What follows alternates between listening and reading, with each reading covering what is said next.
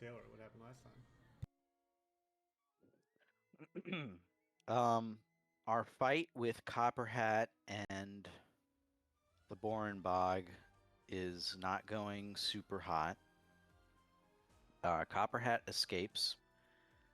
We essentially outrun and escape the Borenbog because there's some kind of boss mechanic going on that we don't think we can overcome about him not being able to take damage, etc. And with Copperhat escaping, we were like, do we really want to fight this guy anyway? So we escape. We then make our way we regroup and all that. We then make our way back to the Thistle Palace. We gather both the Unseen Court and the Hedgehog Court to not only tell them what we learned about Supernova's whereabouts, but also in an attempt to out any potential conspirators, ne'er-do-wells, etc. After some discussion, we find out that Beshula of the Four Seas, Asla, the Ice, and Darbany, the Gruff Goat, all were actively interfering with our investigation for different reasons, but none of them really had their hands in what happened to Supernova directly. Um, After explaining the truth of what happened to Supernova, we were gifted some boons as a reward and to aid us.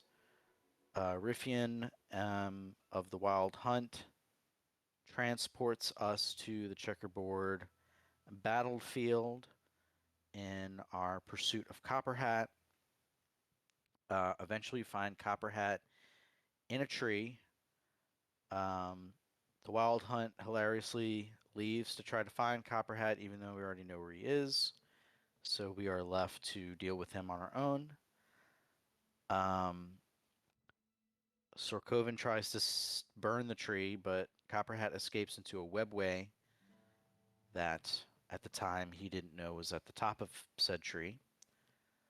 Um, the secret swords, all in their own special way, climb the tree, enter the webway into kind of a domain, Copperhat's domain. Sorkovan puts out the fire uh, that he started himself. Joins the crew. Um, Once we enter the arena, we find Supernova comatose in a web cocoon that Copperhat is kind of guarding, along with a bunch of other large and small spiders. Eventually, we manage to get Supernova away from Copperhat, and our goal was to deal with Copperhat non-lethally and bring him with us, I think, to get some information from him. But then a asteroid-sized spider joins the fight and makes things a lot more complicated. Uh, we managed to get Supernova out. Copperhead is still unconscious, but being dragged to safety by one of his spider goons. That is when Sylvestra decides she's not going to let Copperhat escape with his life. She pops back into the webway, makes a final blow on Copperhat, takes him out. Um, Tessie, not super happy about that outcome, but she decides not to uh, actively try to prevent us from doing that. Um, we escape with Supernova, and I think that's where we left off.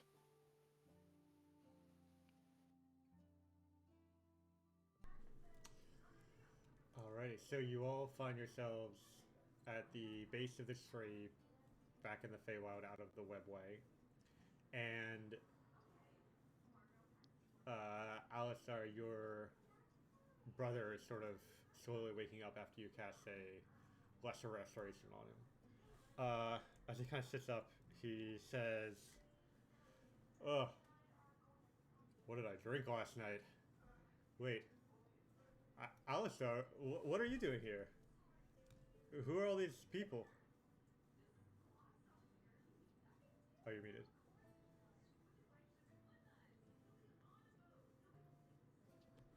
Oh, that's weird. The icon was showing I was muted before. Anyway, Altair, you don't remember? I mean, uh, it's all kind of fuzzy, but the last thing I remember was heading into the Krog tunnel and um, catching up with my buddy Copperhead. How'd I get here? Well, it's a bit of a long story, but I guess to summarize it briefly, Copperhead betrayed you in a grand conspiracy to put two of the courts against each other, and we just rescued you. Well, you're gonna have to fill me in on those details later on because that sounds like a great song. Um, how are the courts doing? Well, we were luckily able to clear everything up. Um, we took care of Copperhead as well. Wish we could have brought him back to answer some questions, but well, fights don't always go the way you expect them to. We had to kill him, which I'm not disappointed about, but not the most ideal scenario, but you're safe. That's what matters. That's what matters most. Well, I gotta say, thanks for rescuing me. Um, I've I think we should probably get back to New Jersey. I'm sure there's a lot of people who want to see me. Oh, Um, yes, of course. and he kind of turns to each of you and says, like, asks your name and says, like, thanks for this. I don't know how well you know Alisar, but he's a good brother. At this point, you see Riffian ride up on his great horse, and he says, "Supernova, is that you?" And Supernova nods and says, "Well, glad to see you've been rescued. Suppose y'all want to get back to the city. Hop on." And he gestures to the horses as the rest of the hunt catches up behind.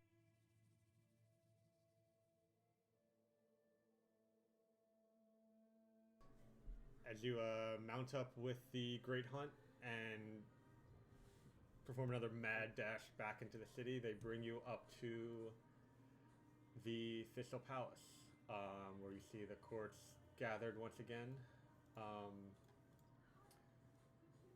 And as Supernova walks in, everybody starts cheering and clapping, and several people go up and hug him. Everybody's at least showing that they're glad for him to be back. There's a few questions about how everything went down, and you can repeat the things that you told him already to the other people. And Fishraldian says, "So, I knew that the Chaos Weaver was awake, but to hear that she's been enacting such plans against our court is terrifying. We'll need to make sure we secure other entrances to the webway, but..." And he kind of looks to your party. "Your job here is done. Thank you." And he'll hand over the gold that he had shown you before in that chest. So everybody gets 1,111 pieces each. Oh, can we even carry all that?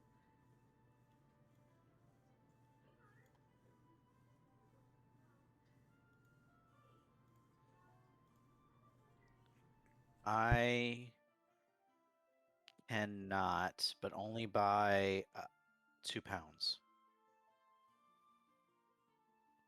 Might I interest you in a chain shirt? Who are you talking to? You with the rippling muscles. My muscles are already protected. I don't know how to do Takara's accent imitating Schwarzenegger. I just can't. It's either it's a 1 or a 0 in this case. Mutually Um, exclusive. Yeah. Not to wear. I don't think it would fit you, to be honest, but mm, to hold. it could be a sleeve. This is my left hand, just for context. Not anyway. Not my right. I am loading my character. Can the rest of you somebody hold? Can somebody see if I have room and put it in my thing? Meatball's laying on my legs and I don't want to get up. I shall do it for you. Thanks. You're already carrying a lot of gold. How much is a lot of gold? You already have 1,100 gold pieces. That's not that much.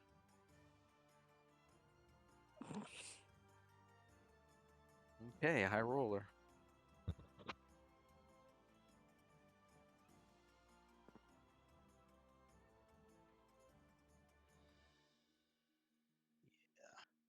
You can carry it, Ash. You're good.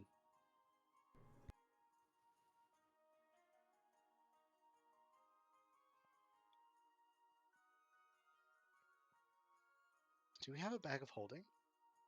We do. Oh, that's right. It's communal. Oh, that's right. I don't need to give it to you. I can just put it in our bag of holding.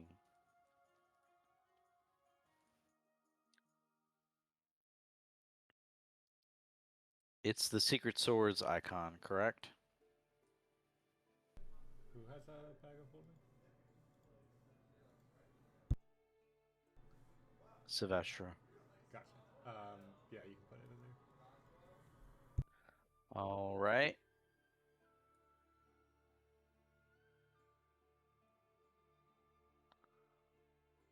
Okay.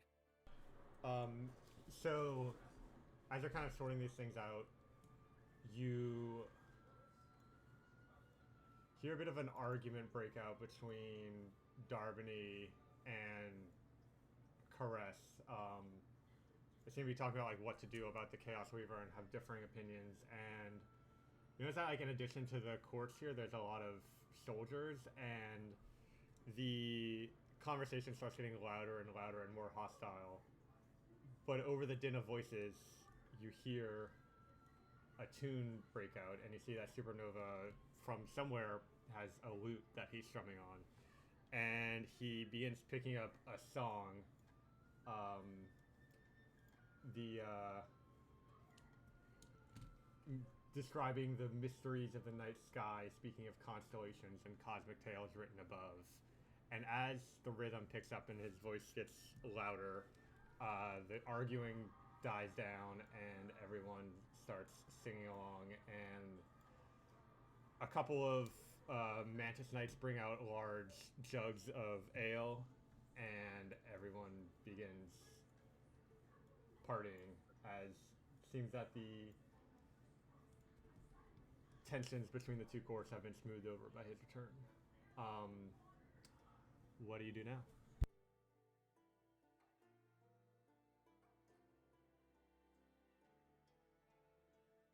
So, the way I see it, we have options. Something tells me that the holies, the high holies, the players at the B powers. Let me start this whole thing over. So, methinks the powers that be want us to go to the Shadowfell, but Why do you say that? well, it just seems I'm getting a little meta. a lot of us, it seems, have some interests that intersect there. If I'm remembering correctly, I don't remember the exact details of all of them, but We're I not know like writing down your quests somewhere or something like that. Leo. That might be a good time to review that kind of stuff.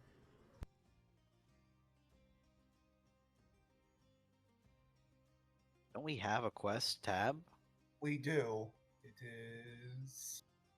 Yeah, we have Here a it quest is. list. Why am I Let's- so yellow today?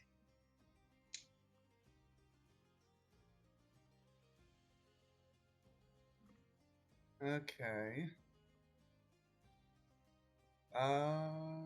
Right. So we have personal quests and we have side quests.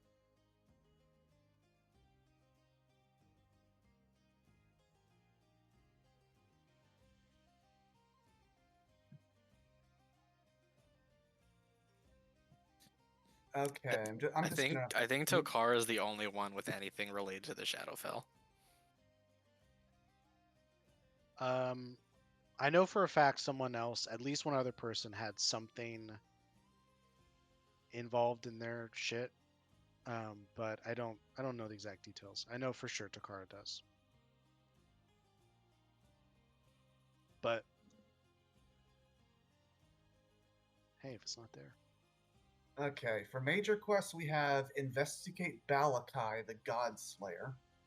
Yep. That's the one. Let's see. We have report the Castive's trading shenanigans. Oh gosh, why are you jumping all over the place? The tabs are universal. If anyone opens a folder, it opens the folder for everyone on the server. That's right. Oh, I forgot. About let's. Okay. that. Let's name. Where did they go? The had a main list. folder only has a subfolder of completed on my screen. Yeah, I don't know where the things I was reading just went to. They're under side, weren't they? Were they? Yeah. Let's see. It's because we determine Oh, what that is goes weird. into the main folder. Yeah, I guess that's true. So let's see. Continuing the list, we have.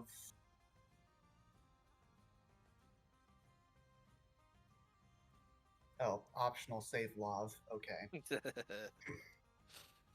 Chris, are these player tips in the pause screen? Yes. Yeah, I can- Cool. We have Dasafiel, probably butchering that name, might end the world or something. That was Is she something, the Natalie. is she like the fire realm like trying to merge with whatever? Is that person or am I mistaking that? DeSafio is someone that Natalie might have mentioned to the party. Oh. Who is a fallen angel. Okay. My bad then. We have Takara find AE. Convert someone to Havoc. And learn and code thoughts. What? Then Sarkovan, we have Resurrect Wife. Investigate M, who left the Fallen Phoenix, and let no other members known. And then search for Portal.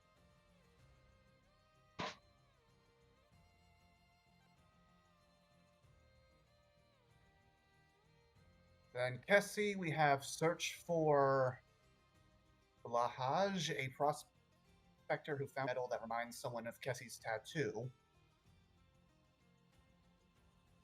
Aldry, kill Andromeda. Alistar, search for the ancient Volek artifact, which we still have actually. That's what we were doing before we went to the Feywilds. And then Sylvestra, search for the stolen crown and return it to Mother. Yeah, so I think Turkara, I think you're full of shit. Okay.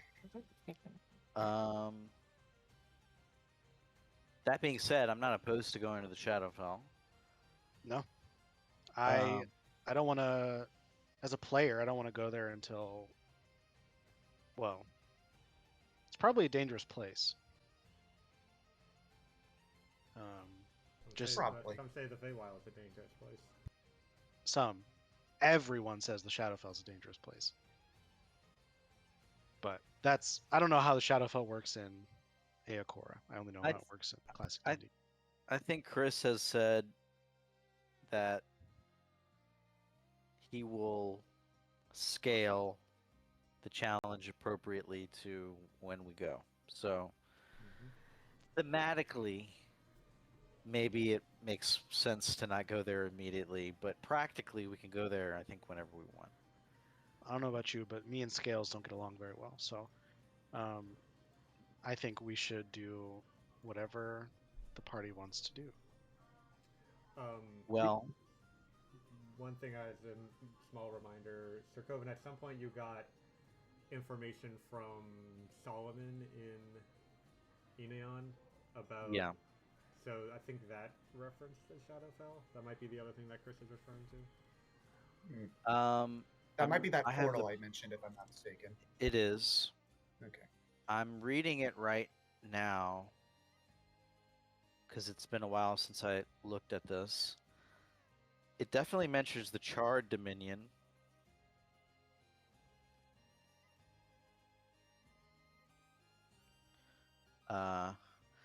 It does mention the Shadowfell also.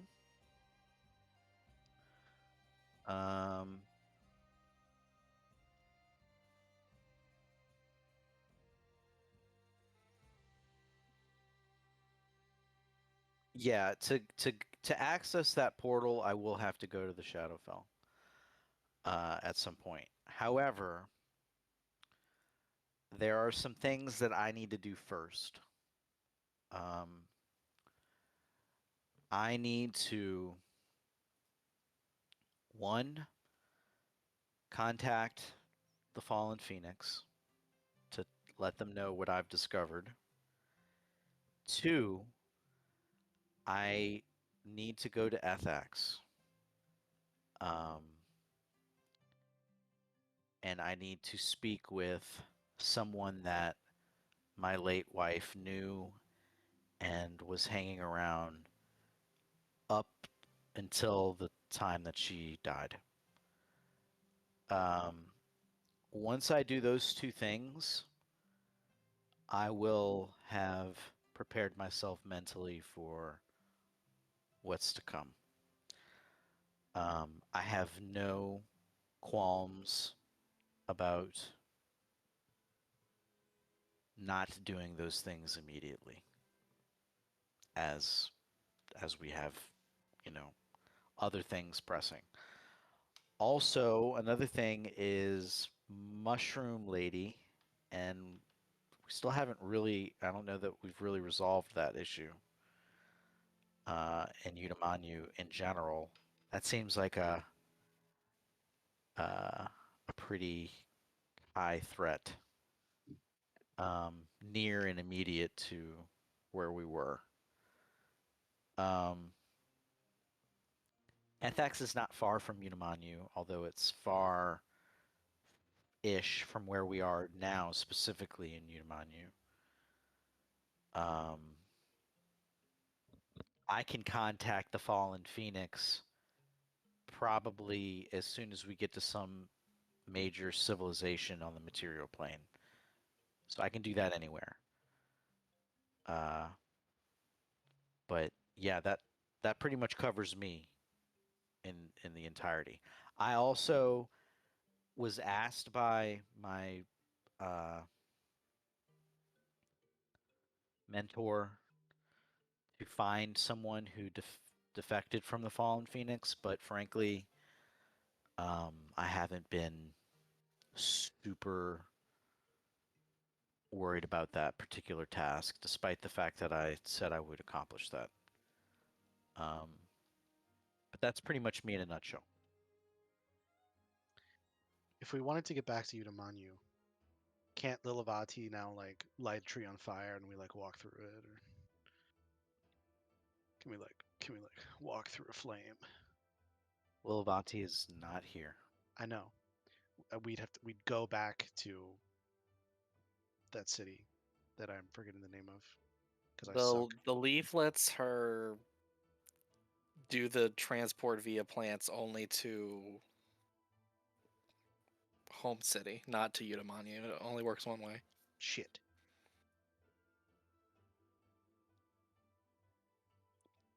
I was using Utamanyu as when I meant to be saying Sharin or Oh, Shariner.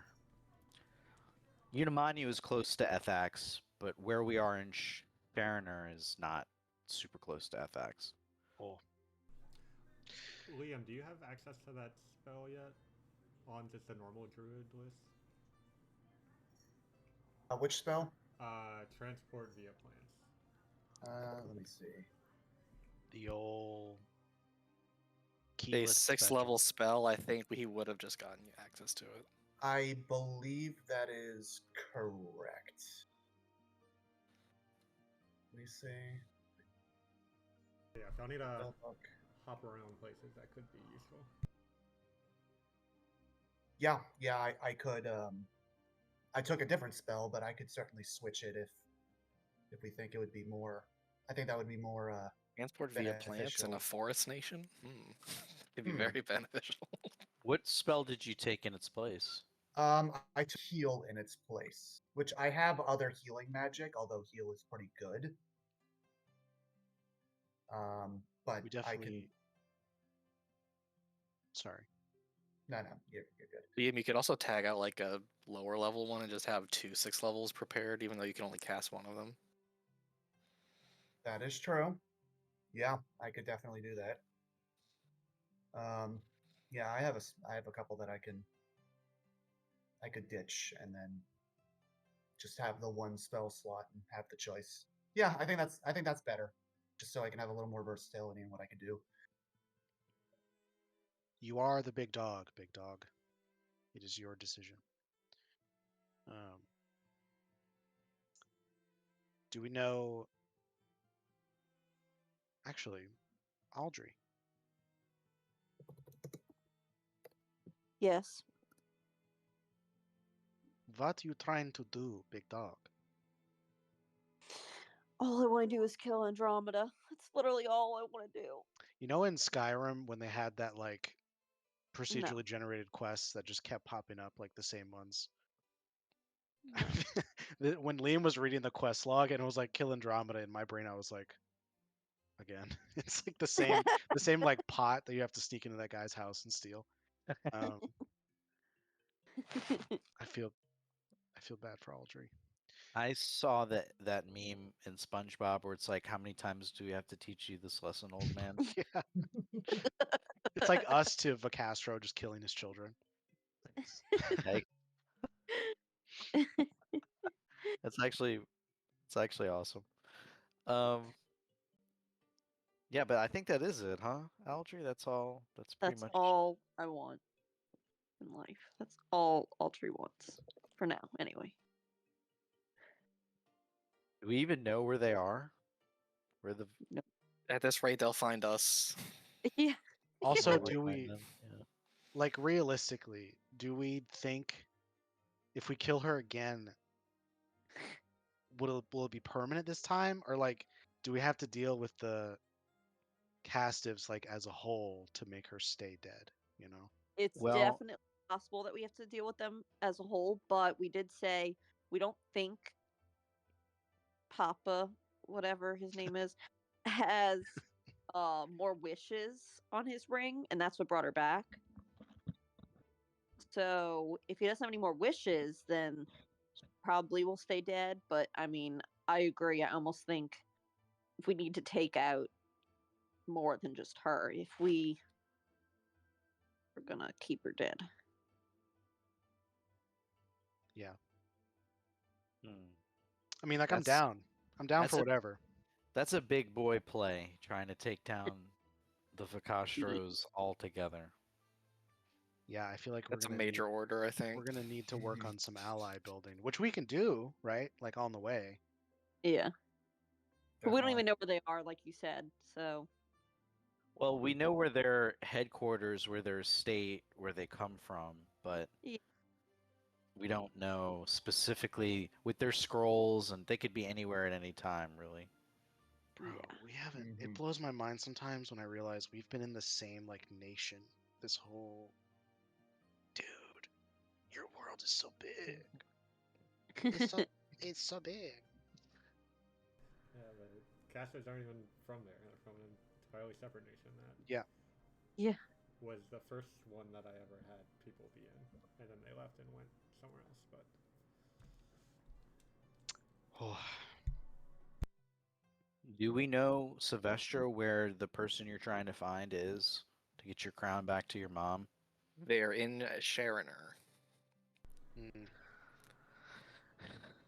I feels like mean, practically speaking, I feel like we might want to just. I hate to bring up Helldivers again, but we might want to take out the objectives that are close to where we are. I don't know. I think the only leads we have for Andon is that he had blood lilies in his old room and that he was traveling with Eochora's best friend. that's the other thing I was thinking about, fucker. That's what I was thinking. Like, it's possible that there's some convergence with the, like, if they're still together, but they may not be anymore. what do you? They're traveling together before coming to the Feywild, apparently. Um, just because this campaign has been so long, Chris, what do you remember about him other than like what was in your backstory? Like, I'm trying to remember what if I've given you any details about him since then. Oh yeah, for sure. He was. How much of this has been shared? I don't remember. Yeah, if there's stuff to Kara, I wouldn't mention then. Hmm. Don't worry about it. But Hmm. He was no. This was said. He was in. He was in or at least helping the fucking the people that removed Lov's tattoos, the Order of the Open Eye. Mm. In the Shadowfell, he was helping. He was like finding shit for them there.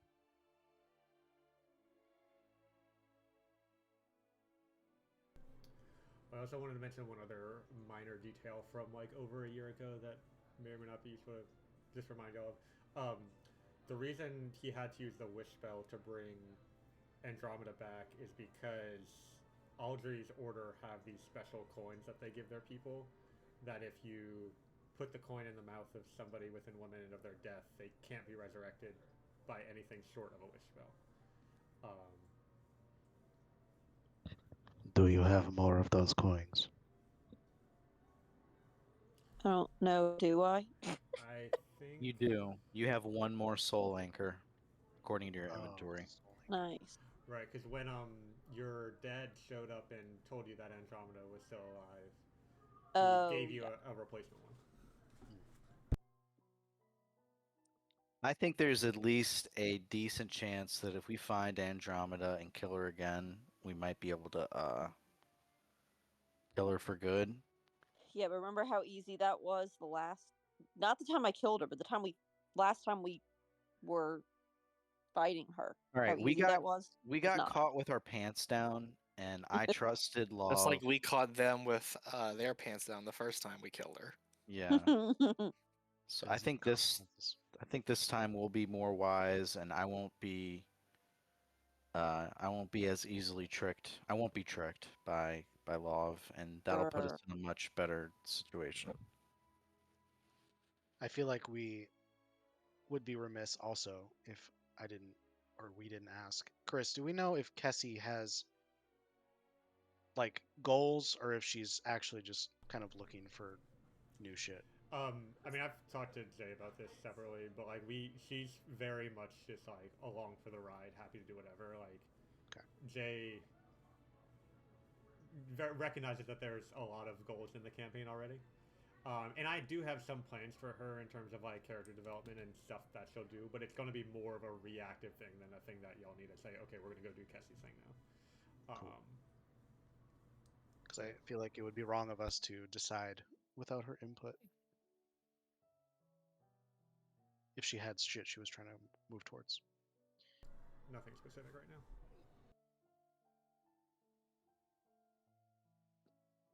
and also I don't mean to monopolize this. I'm just kind of summarizing what we've already said. Seems like, well, number one, we have, what did you call it, Liam? Some shit that we have to give to somebody that we picked up, some artifact. Yeah, the artifact that we found in that dungeon. Yeah. Before we got fucking jumped. Right. So we should probably unload that shit. Yeah. Second, we have business and Sharoner still. Although I guess we don't really know where we're gonna get poofed out unless maybe we can ask a favor. Or when. That is true. Is it like Yeah. a determined spot, or is it just okay? Step in and appear wherever. I'm sure we can probably. I'm sure we've gained favor with the powers that, the players that be. Yeah. So yeah, if you want to ask somebody something, you can. But Chris, can you unpause the thing? no, It's giving me an aneurysm. Thank you. should have gotten that tetanus shot. Okay, I actually do mean to monopolize this. So, here's what I say. I say one, we're due for a bit of a celebration for saving Supernova, and we should all head to the Headless Human and have a little powwow. Then, Aren't they actively having a party right now where yeah, we're but standing? we need to go to the after party. We need to have plans for an after party. Anyway, do we want to deal with the Chaos Weaver? Question mark. Not without. We are already enemies with one Fey Titan. I don't want to make him two at the same time. But are we already? Is my question. Have we already done that? I mean, tangentially, although I don't know. I think we don't necessarily know this, but based on the way Cassie was acting, Chaos Weaver's probably not super happy with her vis-a-vis us. Takara would love to murder that shit into the earth, but I feel like we probably need Jay's input on that conversation. All right. Yeah, definitely. But I agree with you that we should have that conversation. Maybe we can add that to our quest log. Play a god. Deal with Chaos Weaver? Question mark? Question mark? And just for context, Vester, you would know that like the kind of feuding between the so Mother is in charge of the Feywild essentially. She's like established her power. The other Fey Titans spend most of their time sleeping, and then every couple of centuries or whatever, they'll wake up and like feud with her for a good while, and then like eventually get defeated and go back to sleep. So like the Chaos Weaver causing problems is kind of a normal-ish thing. It is like this Copper Hat's involvement was a specific plan that she had that y'all infiltrated and dealt with. Now, if you dealt with the Chaos Weaver more permanently, you would know like Mother would give you all sorts of wonder spoons and be eternally grateful. So that's certainly on the table. But like, it's not like the Chaos Weaver is like about to cause a bunch of problems that Nujiri and Mother aren't already used to dealing with. Also on my end, like I already have Fey problems to deal with that I want to solve before coming home to deal with more Fey problems. Okay. Yeah, and a couple of us almost died in the last encounter. Yeah, I don't know if we're necessarily did you? ready for that yet. Did I? On the inside. Did you? I had accepted it. Which in some cases, as the French call masturbation, the little death. What? Not even a bit. It's a real thing. That's because it's true. Doesn't mean you have to say it. I'm uncomfortable in silence. Well, who fucking inflicted that silence? No, I'm just speaking more truths that didn't need to be said. Um, All right, somebody do something before I cast mass suggestion for everybody to do the Macarena. motherfucker. All right. I'm gonna try to talk to Thisraldian. Mhm. Hello. Ah, Takara, enjoying the festivities? You've earned them. Thank you. Yes. I had questions for you if you had a minute or two. Of course. Now, I don't know how much you keep up with the mortal plane or other planes, so to speak, but have you heard rumors of one dubbed the God Killer? Can't say that I have. How about names such as the Silent Citadel or oh my God, oh Havoc? His name. I'm having a stroke. His name is what the fuck? We just talked about it like a minute ago. Malachi. Balakai, the Silent Citadel in Balakai.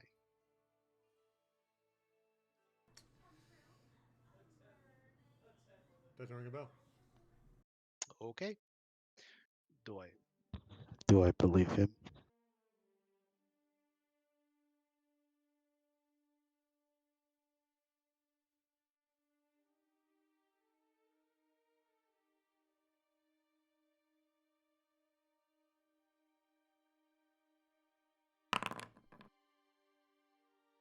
Well, I saw that deception check, so I'll just roll insight. I'm using deception as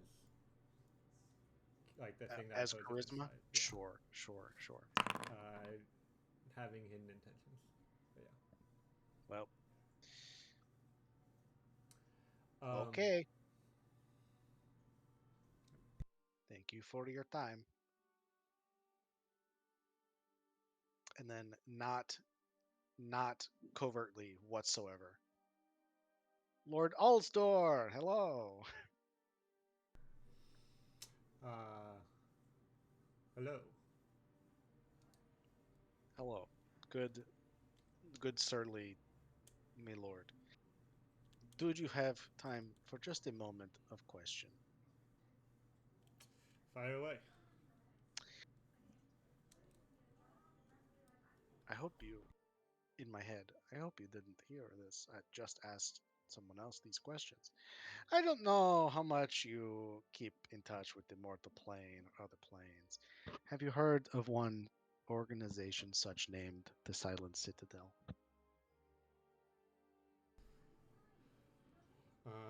That's in the uh, Shadowfell, isn't it? Oh, indeed. One headed by such Balakai, the God Killer. Ah, yes, the wielder of the first king's sword. Okay, that's a new name. That's a new name we can remember. How would you mind if I asked you to share any other information you may know about this place? I went to the Shadowfell once, um, to hunt the soul of a beast that escaped me from here. Awful place. Don't recommend it. But lots of interesting things going on there for sure. Uh, yeah, I've only heard of this Balakai in passing. It seems like he's a relatively new development in the Shadowfell. Um, Slayer of the Owl Queen.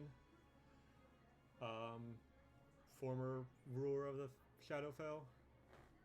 But Former. until Balakai killed her in took her throne. Well, that's news to me. I'm sorry, continue. The yeah, things aren't nearly as civilized there as they are here. But yeah, the Sword of the First King is quite a powerful artifact. I curious where he got that relic, considering it's going to be forged here.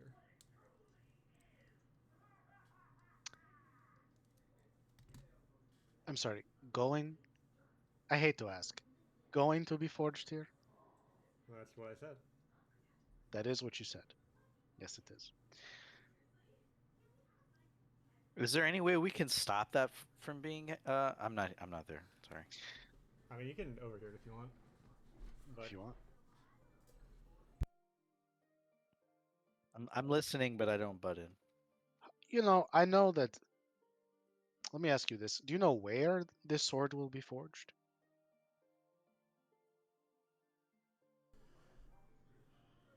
let's see.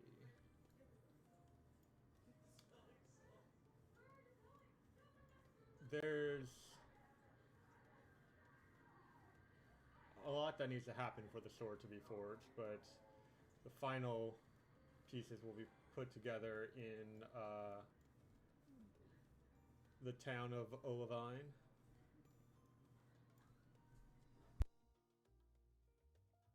Olivine. Interesting.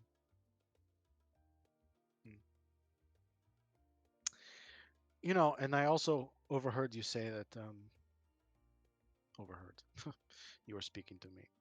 I also heard you say that the Shadowfell is not nearly as civilized as the goodly Feywild. Would you just say, polling the people, that the Shadowfell is a much more dangerous place than the Feywild? I've heard people saying this. Oh, absolutely. Why, you could just wander into any village and they'll attack you on sight. Um, there's horde of ravenous skeletal creatures, plenty of vampires.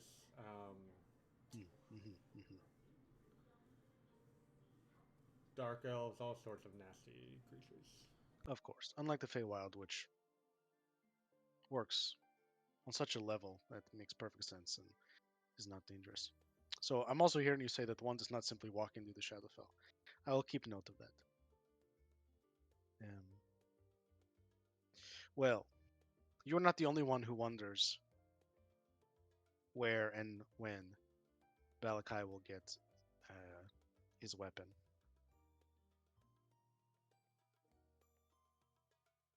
So, if you have any other information, I would greatly appreciate it, but otherwise, I thank you for your time.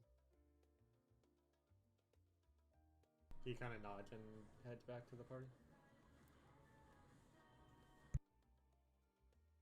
Well, Lilavati is not here, so instead I will address Sylvestra. Yes, Takara? You have something about you, an aura perhaps, that reminds me of a good friend of mine. Olivine. Have you heard? Yeah, what about it?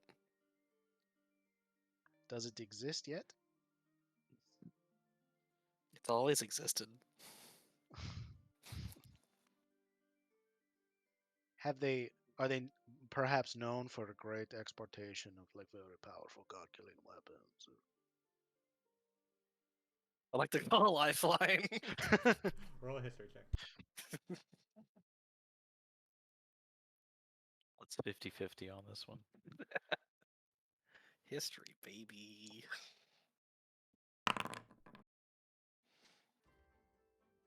I mean,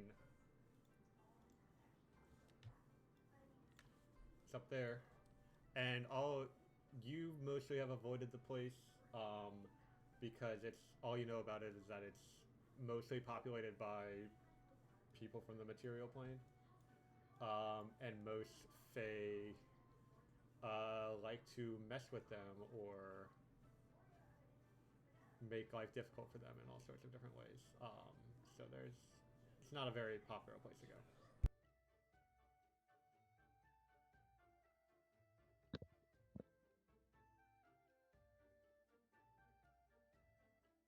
Huh. You know,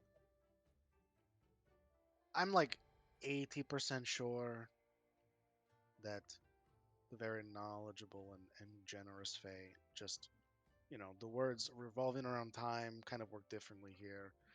But there's that 20% of me that's wondering, you know,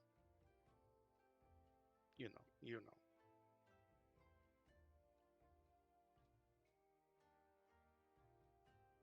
No, I don't. All right. Thank you, Lila Vestra. Keep in mind, Tokara, I've lived here all my life, so you all are the strange ones. Yes. I know this.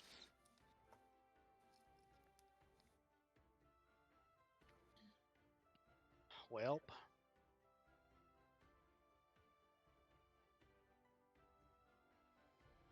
That's all Takara's business, so.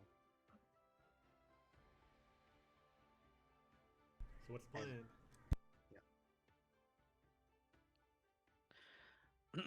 Thizraldian, and/or Alazdor. Thank you so much for this wonderful little powwow that you've organized for us.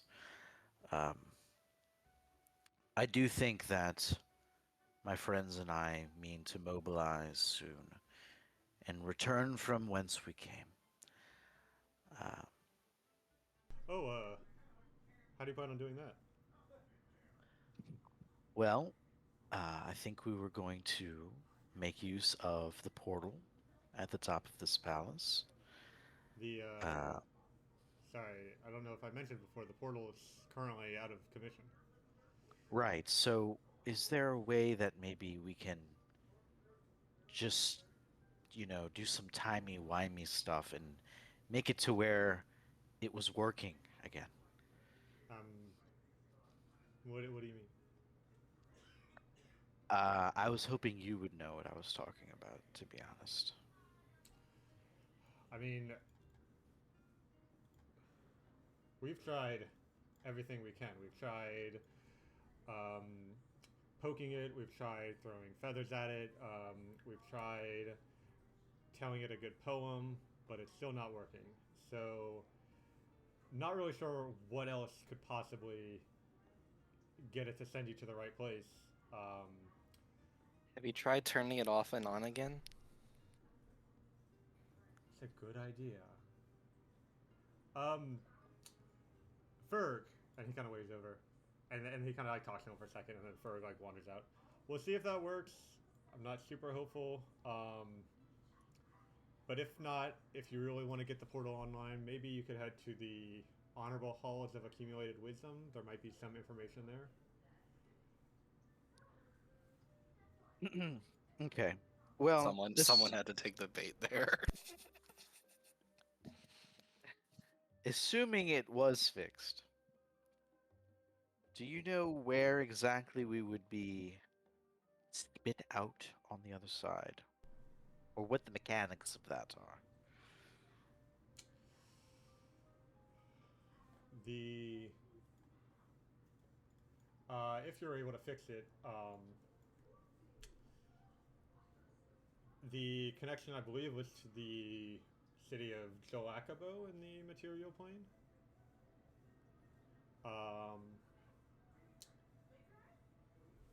There may be any way we can whoop little tweak of the whoop and then not go that specific place. No, it doesn't change your physical location, just your astrodynamic one. Not even if we tweak at the whoop, you say? Not even if you tweak it to whoop. All right. Well, what about when That was the other big question mark. I know that's a dirty word here, but in the material plane, it's actually quite pertinent. Uh, so, any idea about that? Didn't I already answer that? Uh, do you mind? I'm a little eepy after that battle. Oh, Uh, did the copperhead hit you in the head or something? That's fine. We can maybe have some medics. I'll get you later. But no, I said it'll when the portal was functional, travelers would go from New Jiri to Jalakibo.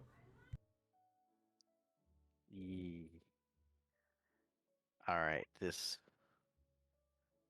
is this has been a great um, exchange of syllables.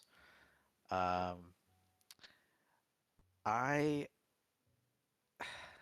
is there any wine around here?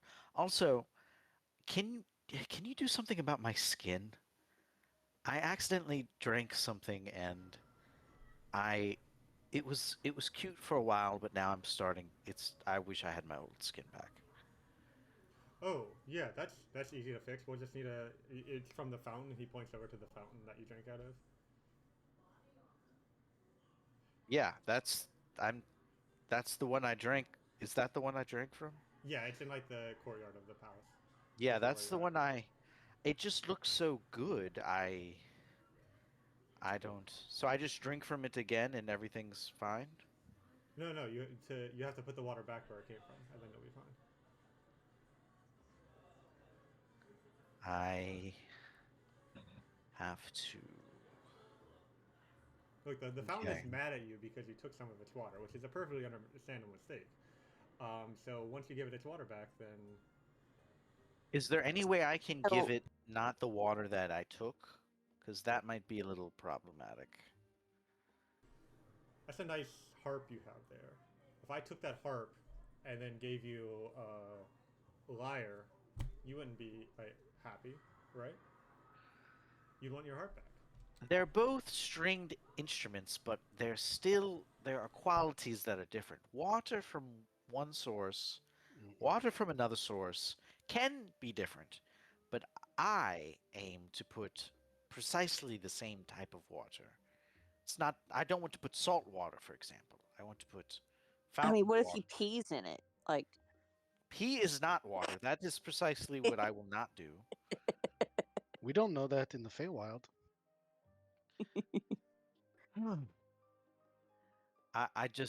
You know, this is a lively party, but I don't think exposing my pink worm is really. His skin gets lighter, and suddenly he just wants to take things that belong to others. Isn't that crazy how that works? It happened before my skin. Listen, I want my skin purple again, and I'm not quite happy with the way this is going. Squat in the fountain and release your bladder. I think that's what he just told me not to do. Using metaphors about lyres and harps. This is not. Okay, I This think we is. can figure this out. And he waves to Bashella, who walks over, and he says, our friend Sarkovan here is in a bit of a predicament. She's like, I understand. And she waves her hand, and you feel this weird sensation through your whole body as pink droplets of water like get pulled out of your pores and float through the air and then deposited into the fountain. Will that do? And your skin is back to normal. Oh, Bashella, thank you. Thank you so much. Wow, you are something. You are really something. Walked off. Um, okay, well. Uh, what we got to drink around this joint? You have nice water from that fountain. No, no. No, I drink anything at this place? Like,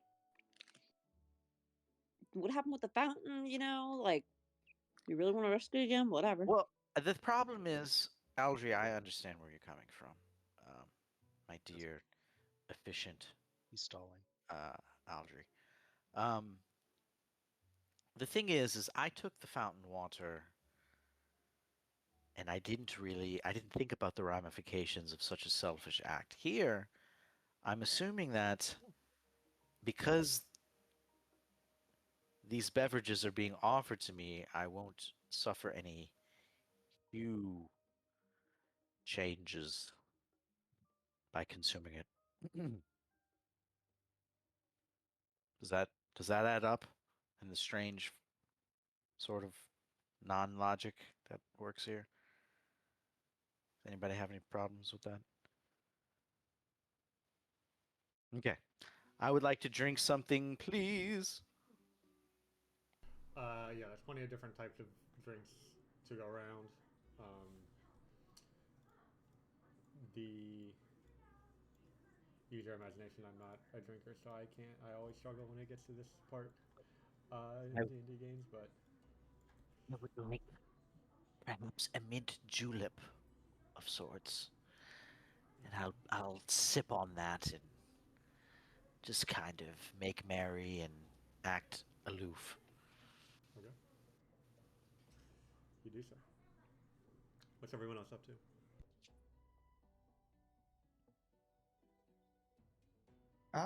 Who is the person who gave me the Book of Kalend? That was Ferg, who has been sent to turn the portal off and back on again. Okay. Um, The portal, Yeah, I'm like trying- you saw it when you walked into this building. It's like higher up, but it's like not too far away if you wanted to go. Sure. I'm trying to essentially what I'm trying to do is I'm trying to discover where the book came from to see if there might be information, just a general spot of information that I could learn some things. It's not a great explanation, but they had mentioned like a collection, like a collection or something like that. Didn't Elasdor mention that? Um, Of knowledge, like books and knowledge and stuff. the honorable halls of accumulated wisdom. Yes. Yeah. Um. That's a library in the city. Oh. Okay. I would like to go back to Elasdor then. I think it was actually Fitzgeraldian who mentioned that, but yeah. Oh, it was whoever mentioned it. Yeah. I would like to speak with them. Okay. I say, Disraldian, this book that I gathered, the Book of Kalend, it's a very fascinating read. I was wondering, um, that location, the Honorable Halls of Accumulated Wisdom. Would there be perhaps any information concerning the gods of the Outer Realm, for example? I know we're in the Feywilds, but I'm just curious to see the types of knowledge that might be stored there. Oh, there's all sorts of knowledge there. I don't go there myself too often, but there's um, a family of pixies that run the place.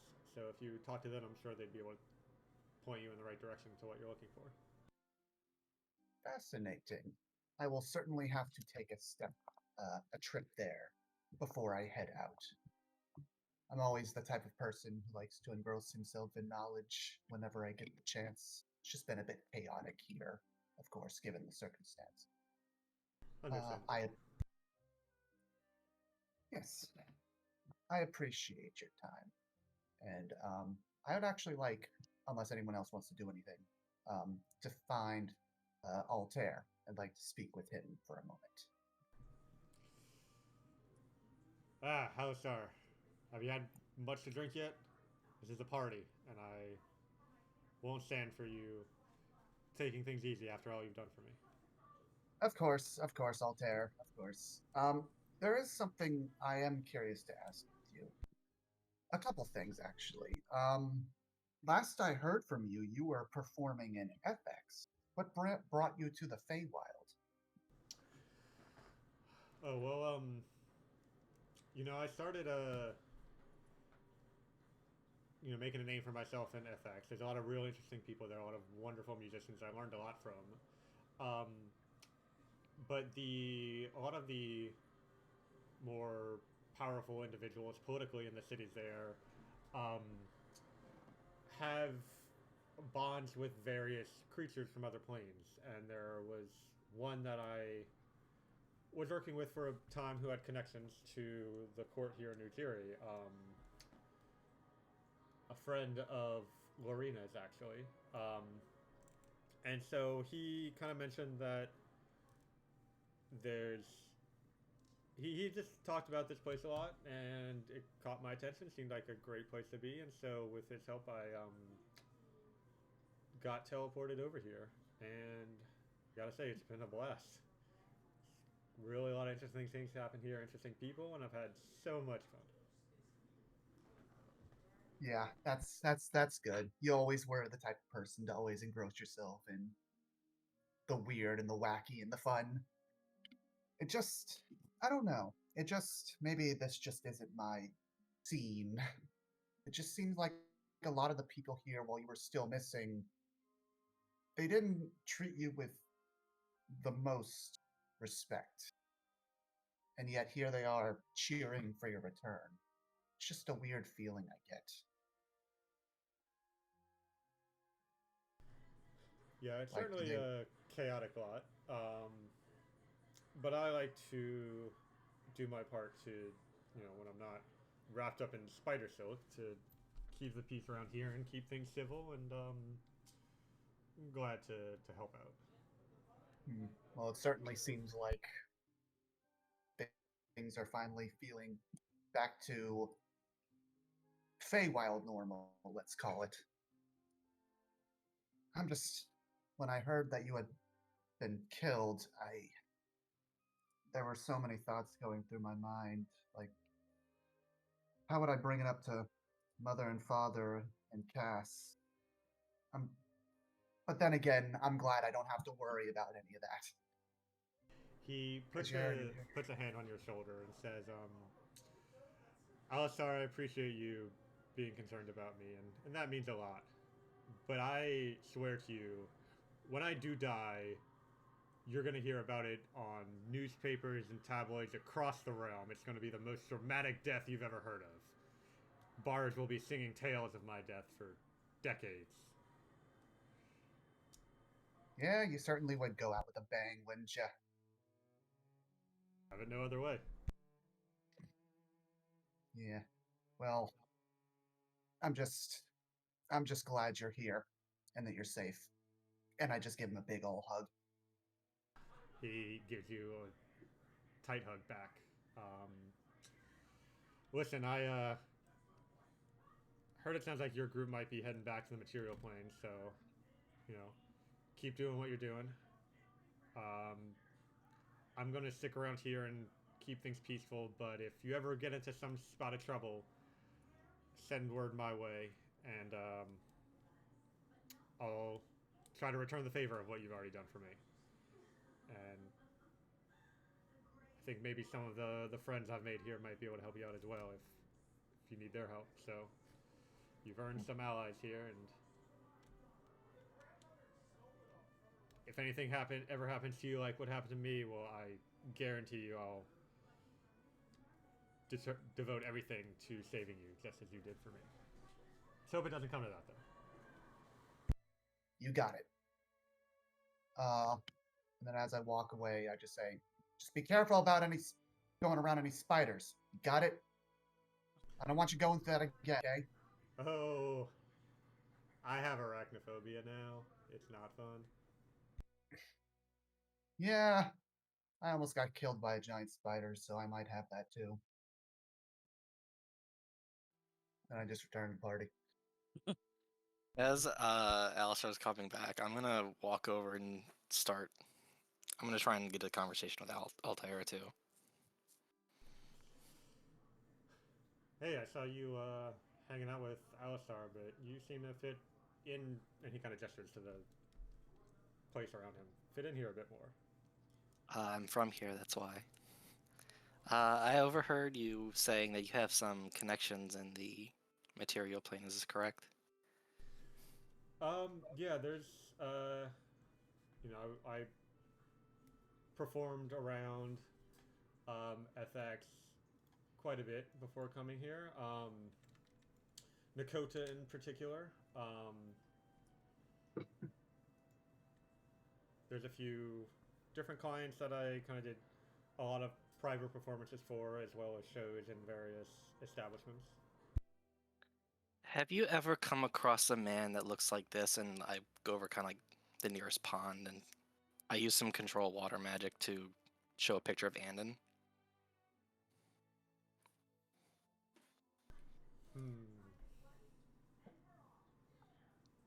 He thinks for a second. I haven't seen that man in particular, but he does have a certain look about him that reminds me of a fella that I met in a bar once who turned out to be a vampire. So that might be what this fellow is, or he might be connected to them, or maybe he's just got particularly pale skin. But be careful around him, whatever you do. And if I come across him in my travels, I'll be sure to send word to your group. Would be most helpful, considering you've heard of Mother, right? Of course. Yeah. I'm looking hunting forward this. to maybe performing for her court one day, but I'm not quite that famous in the Feywild yet. I'm sure one day, but I'm hunting this man on her behalf currently, and any information you could provide for me, I'm sure, would definitely help you on your own ends. Well, what do you know about him so far? Currently, that he's somewhere in Sharoner, and that he likes blood lilies, which, considering what you've just told me, makes more sense. He was also traveling with someone. Not too familiar with the other one, though. Do you got a description of his companion? Spotting two people would be easier than just one. Even if just a species. I call Takar over for the conversation now. Hello. Takara, what does Aspen look like? Or Asper? Aspen is a tree. What's the Aspar, difference? however, looks like this. And I pull out a drawing of him that I've done.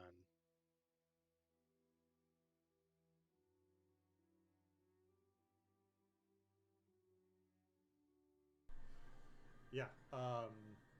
Last time I yeah. saw him, he was gathering oranges, so that's why the. Anyway, Seems like a pretty distinctive individual. I'll keep an eye out for a goat and a vampire hanging out.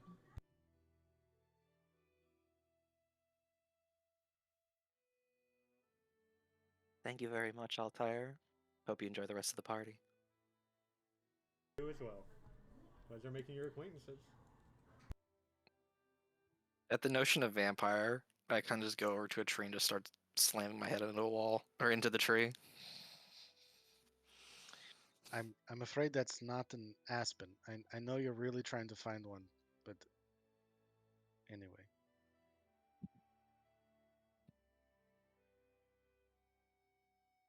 Vampires. Of course, it has to be vampires.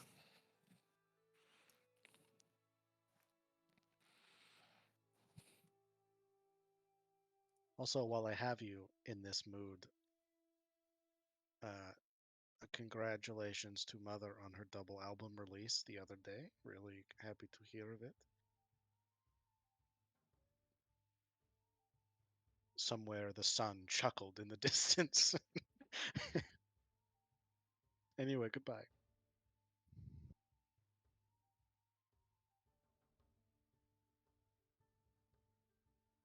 I ain't picking up on that one, Chief.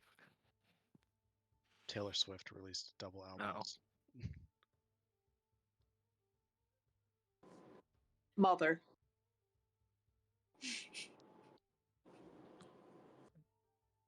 Yes, my patron is Taylor Swift. Does that make Travis Kelsey your papa? Help. I'm wearing a Kansas City shirt right now.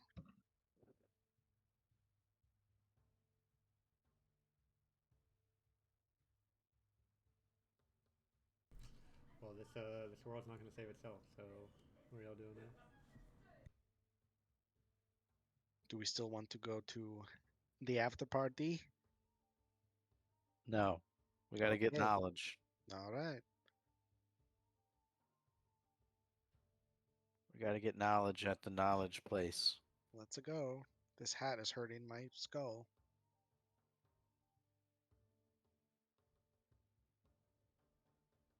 All right, so you make your way through the city to the honorable halls of accumulated wisdom.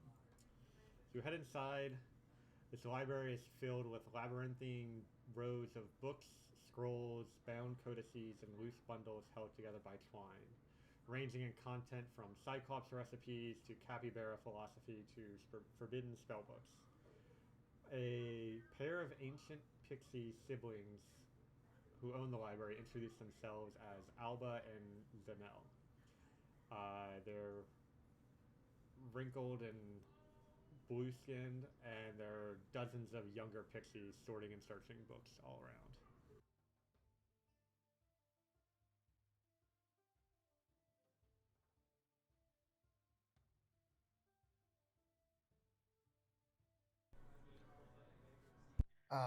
I walk up to one of the pixies and I just say, excuse me, I'm hoping you could potentially point me in the proper direction. I can't point you anywhere if I don't know what you're looking for. Oh, yes, of course. Perhaps, would you happen to have any novels concerning, concerning the god Equinar?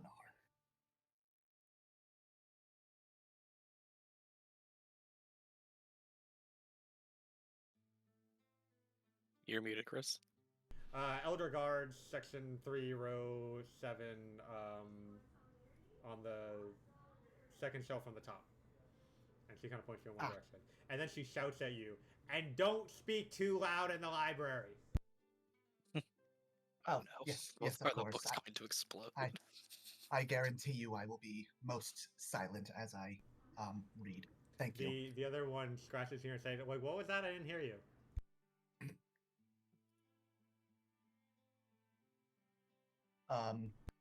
I will head to that section, and however long we stay in there, I will devote to reading as much as I can about Equinar. Okay. Go ahead and make a investigation check for me. What's everyone else Okay. up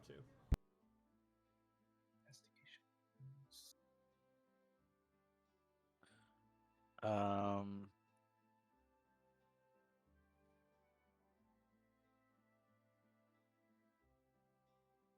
Yes. I think I'd probably just hang back on this one, to be honest. I'd probably just be walking with All Star and trying to see, maybe just keep a lookout, make sure nothing shady's going on in here. Yeah, I think I'm doing the same. I'm looking for information to how to annoy a vampire. Specifically annoy a vampire. You can make an investigation check as well. So Alistar, you find a couple things. The first book you pull out from this section is a picture book, as in there's no title, no text, just only pictures.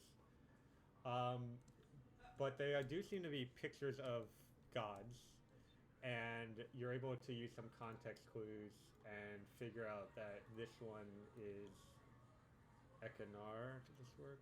There we go. That's the picture it has. That seen Whoa. with him. And then, so you have that, but then you also find some more information. 1 second.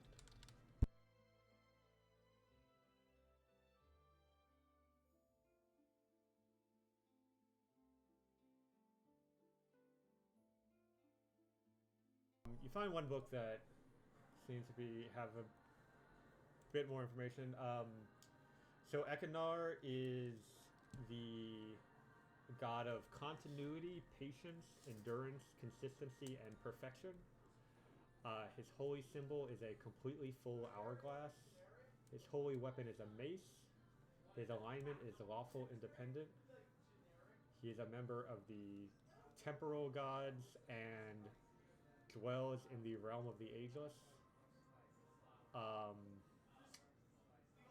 And there's a lot of mixed mythology regarding him because he is probably the most aloof god.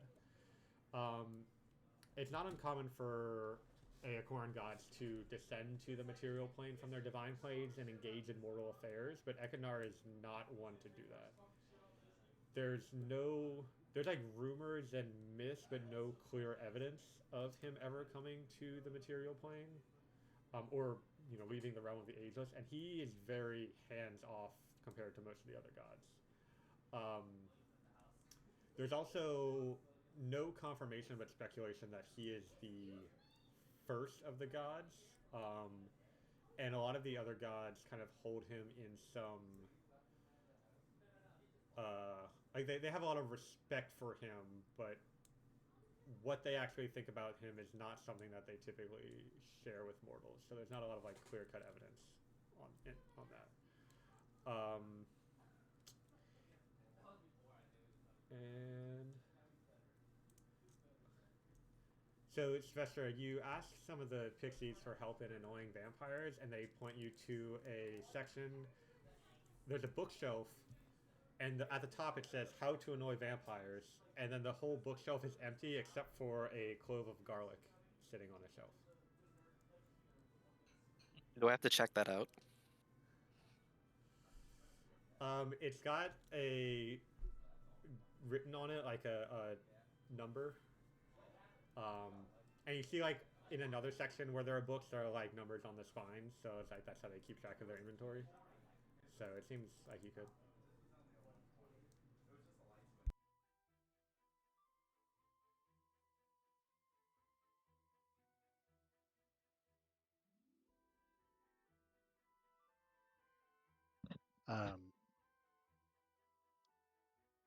Didn't want to interrupt you, Kevin.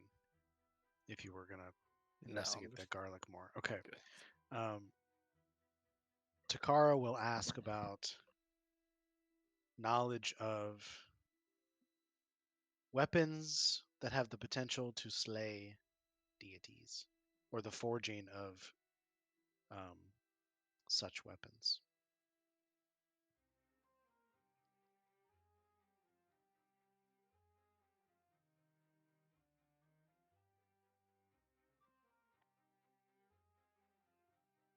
Sorry, roll investigation. That was muted. Uh-oh.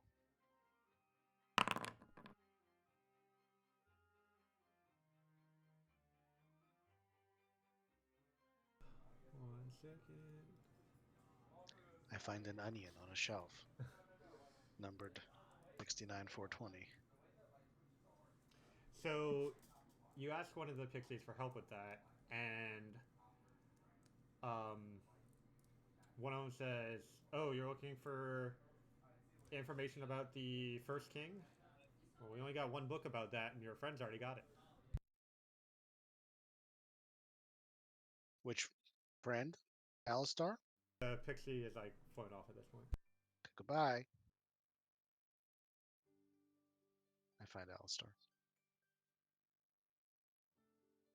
Yes, Tokara. Hey, is that the book about the king that came first? Did I happen to notice any mention of a king in the book? I mean, the book is about a mortal man, his wife, and their daughter. Doesn't call the man a king or anything like that at all. Well, if you wish to read it, here you go. You can have a look. Well, not until you're done and stuff.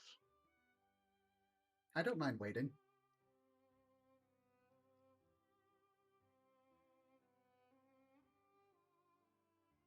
Okay. I'm not even sure if this is the friend the pixie was referring to, but I'm pretty sure, considering Kevin found garlic. I'm gonna. I don't know. Is there like a table of contents or? I mean, I have like a description of it in Alistar's inventory, but I can give it to you to look at. That. Yeah, if you look under equipment, you have the Book of Kelland, so you can read the description there. But you don't. I mean, I'm assuming you're giving back to Alistar when you're done with it, so you can just remove it from your inventory when you're done. Yeah.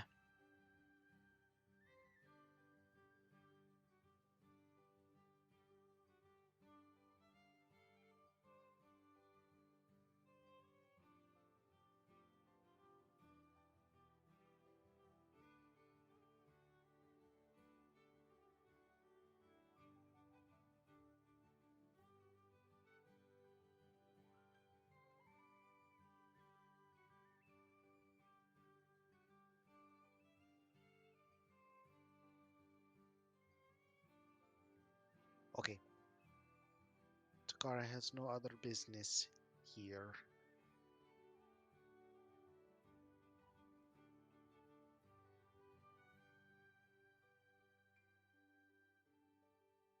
Is there anything interesting or unique about this piece of garlic? Make your perception check. Yeah, that's better.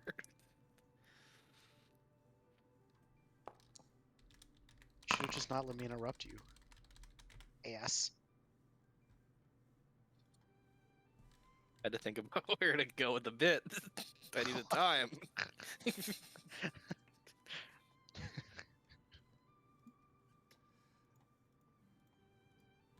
It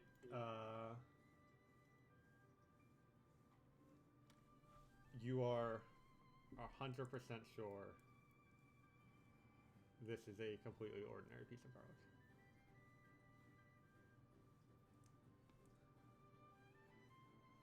I write that down. I write that down.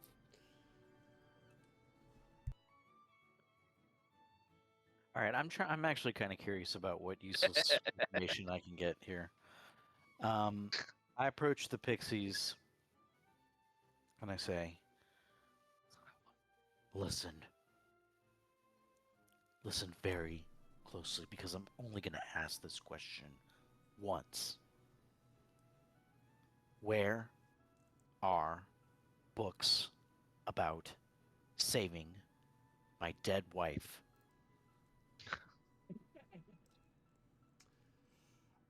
You can look in section 4. Roll investigation. Section. Okay. There's a sign that hangs on one of the stacks, saving Sarkoven's dead wife. Don't take my joke ahead from me. Sorry. I thought it was going like, where is my dead wife? We must first discuss what makes a wife. How to resurrect your dead wife for dummies. So It's you come completely across insulting. a section with books on rituals of resurrection. And you flip through a few of them, and most of them are pretty, like, you need things that are clearly impossible to get, or they require you to, like, sacrifice 10,000 souls or stuff that seems out of reach, probably. Let's see, but I think I have some stuff written down somewhere. that it's going to take me a minute to find, but you will get some information as soon as I find that. You know what? I'm actually happy with Ask a this question outcome. now. Whenever, just let me know when you're ready.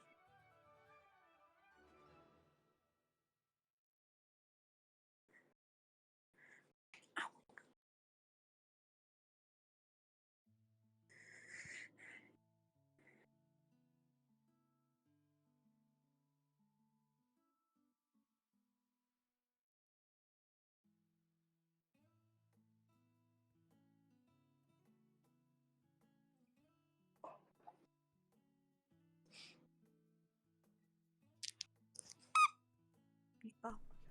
Don't think I have that thing I'm looking for. There's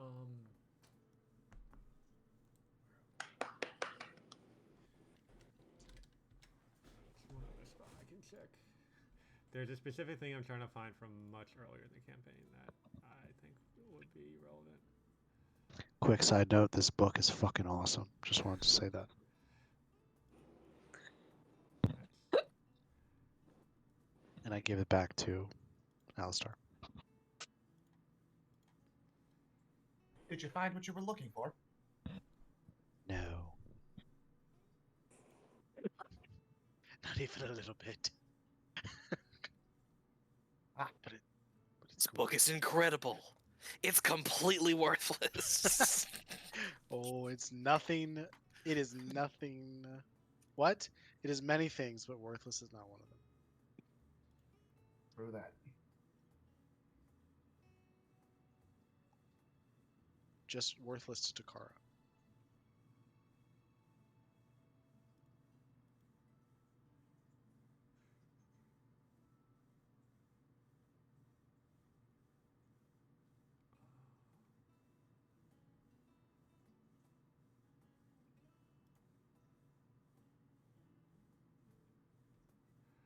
Okay, I found it.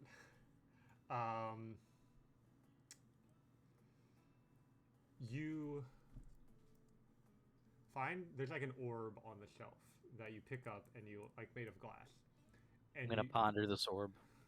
as you ponder the orb, your vision shifts and you're in a dark room. It is damp, musty, and filled with old books, spilled potions, and the scent of sweat. The center is dominated by 3 stone slabs, each with a figure upon it. Oh, fuck.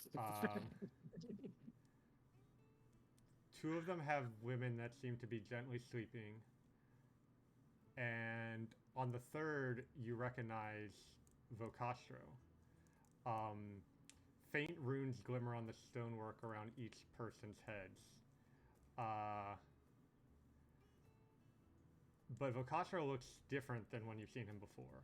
He is decayed, his skin is sunken into his flesh, his clothes are dirty and torn, his eyes stare at the ceiling, he does not breathe. In the center of the 3 slabs is a vaguely familiar older man. He holds something in his hands. It is a triangular weapon with 3 separate blades extending from a single hilt. He's covered in sweat, breathing heavily as he reads from a scroll. Low candlelight flickers around the room. The man turns toward the first woman. He slowly pushes the strange knife into her abdomen, drawing blood. She doesn't react. Once the blade reaches the hilt, he begins pulling it back out. He lifts up the dagger, and a trail of blood leaks from her gaping wound through the air up to the tip of the dagger. You notice her breathing has stopped. He goes and does the same thing to the second woman. Then he hesitates as a tear falls down his cheek, but determination fills him as he steps towards the man, or Vocastro. And sorry, lost my train of thought. He gently places the last blade of the triangular weapon into Vocastro's mouth as the 2 trails of blood connect the 2 women to the wounds to the blade. As blood flows through the weapon, Vocastro's limbs thicken, color returns to his cheeks. His eyes flicker, and the man conducting this ritual gasps with excitement. Bokasho's finger twitches, but then suddenly the blood floating through the air falls, splashing across the ground. He coughs, chokes, and then falls silent. The man conducting the ritual shouts, screams, falling to his knees, rubbing his hands in the blood and then trying desperately to shovel it into Bokasho's mouth. But it's too late. The ritual has failed, and the man is alone with 3 corpses, where there had once been only one without life.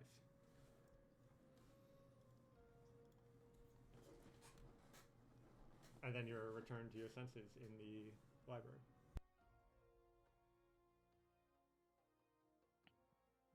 I hated pretty much everything you just said. Thank you. Thank you, orb. Can I take this orb? I take this orb. You're able to. It's small enough to pocket easily, and there's no one around. Yeah, I take the orb. I'm gonna ponder on this later.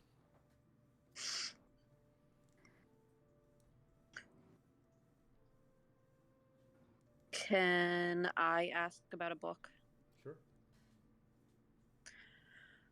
I'm looking for a book on magic rings that grant wishes.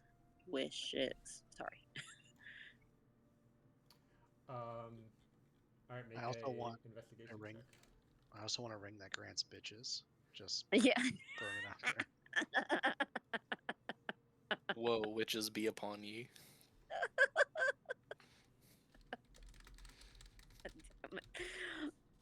Can somebody roll for me? I'm not by my computer. I'm outside with Meatball.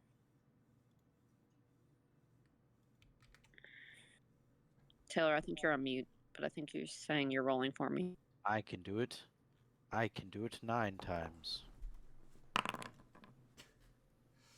It better be a good roll. Oh, You it's could say that. Yeah, it's pretty good. it's a nat 20. Yep. Yeah. Okay, so yeah, you definitely find some information.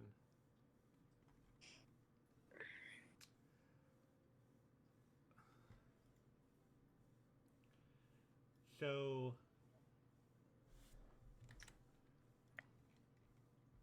give me 1 second.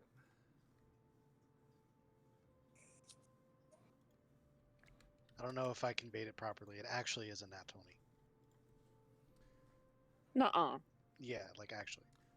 All right, Oh, so nice job, you ask around and do some looking around, and you find 2 things of note.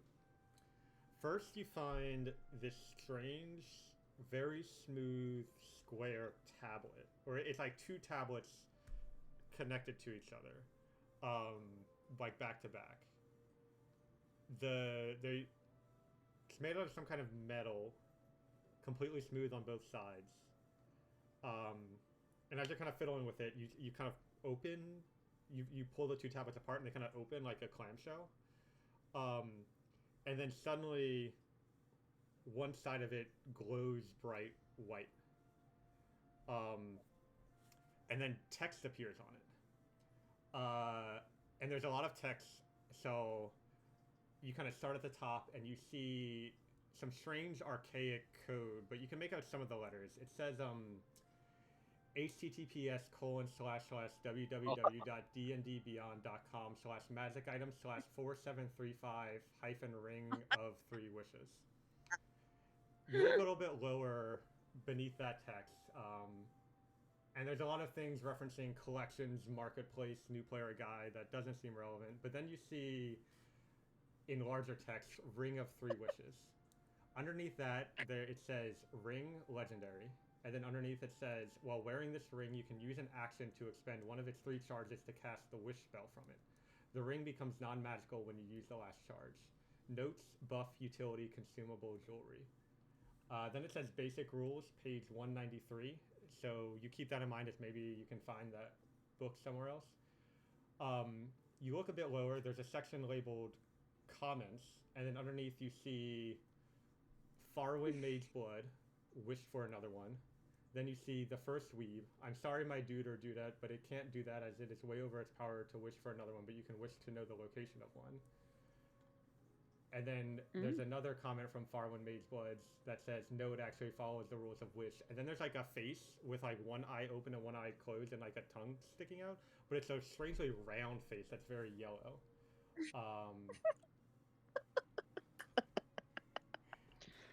My girl rolled in. Sorry, go ahead. But you get this. There's also a picture of the ring that you saw on Vakasra's finger. And as you fiddle with this tablet some more, you gain some more information, and I mean, you'll figure it out. You can go play around in there, but that's what she finds. And so I sent a link in Discord for you to look at later that links to the item and also the wish spell. So Aldrey would know exactly the limitations and capabilities of both the item and the spell. In addition to that, next to where the stone tablets were, you find a magnifying glass, and you hold it up and you look through it, but instead of magnifying what's on the other side of it, you see a vision of a older human man in this a pathway on the side of a mountain. He's kind of like running along this pathway, and it's like treacherous. Like every now and then he takes a step and like pebbles fall down, and this mountain is very tall. And then you see behind him a half dozen or so people chasing him. Can you make a history check for me? Got it. Oh, thanks.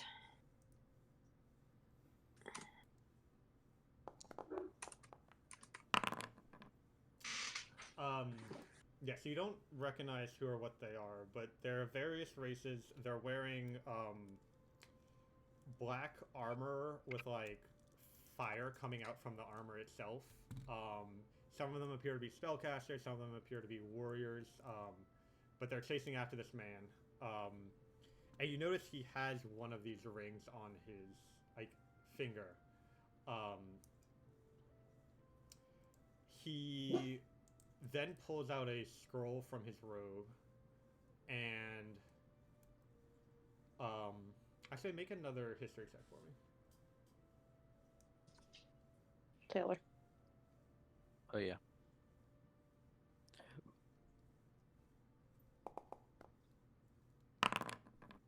Oof. Okay, so you you get some inspiration, or you can spend inspiration or reroll it if you want. But I want to reroll it. cool. If you have some, let me tell her. Do you want to check? Ash, do you have it written down somewhere? Yeah, wait, hold on. There's Ashley's inspiration, 2 of them in her inventory. Yeah. Okay, let me remember to get rid of one. Hold on. I'm pulling up my character sheet now. Do you want to re-roll it yourself? Yes, because you suck. Hey, I got a nat 20 on the other one. Wait, what am I rolling? History? Yes.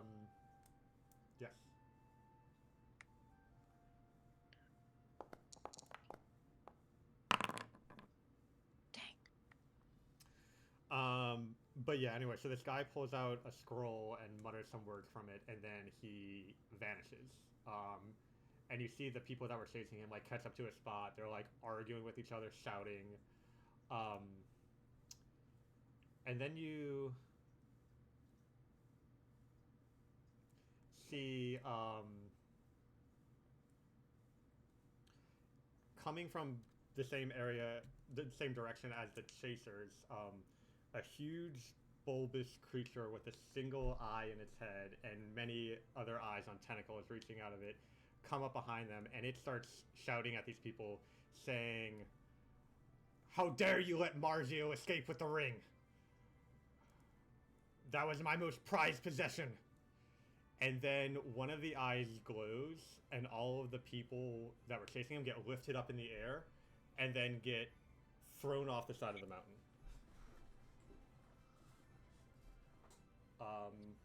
Okay.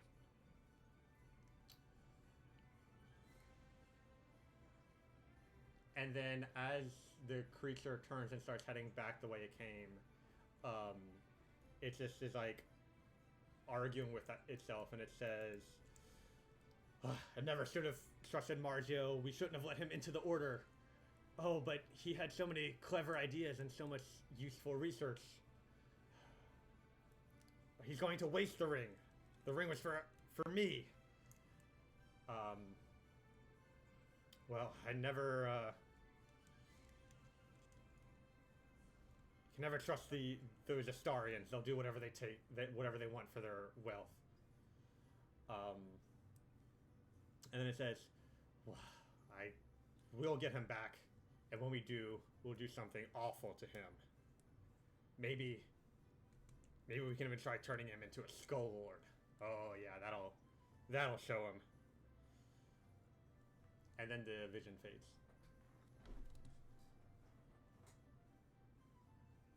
Okay. So, in Chris's world, you can roll a nat 20 investigation check, which allows you to open console commands, and then you can get someone's IP address.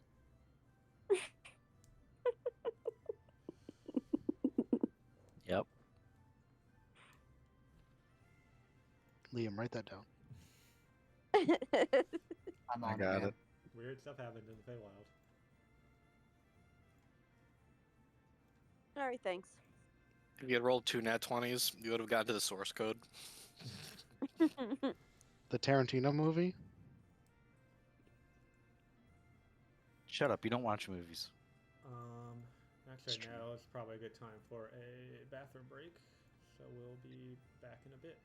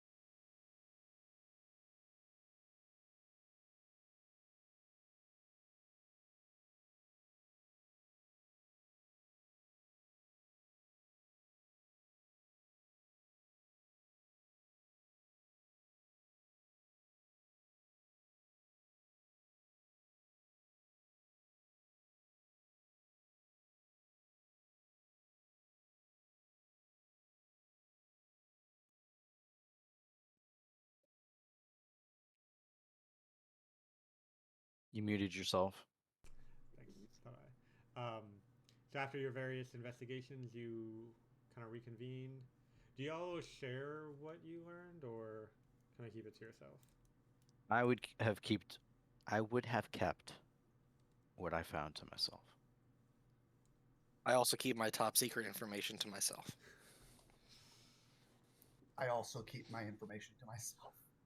Sylvestra, you smell like garlic. Do I? And I cast prestidigitation. JK. Now you smell like shit. Lies can be hurtful, Takara. No. By the way, when everyone was looking at books and shit, after I gave the book back to Alistar, I'm gonna go find Mike. Jesus Christ. Um, Mike, the tiger. Okay. So you leave the honorable halls of accumulated wisdom and head over to the Shady Grove part of town. Can one begin to prepare a spell and hold it?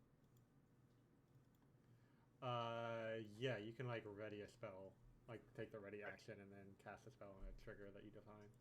I'm gonna do that. What spell are you readying, and what trigger are you preparing for? You'll see, and the trigger is I'll let you be dramatic if you want to. the trigger is just when I see him, Okay. or if no one else is in the shop, is the trigger.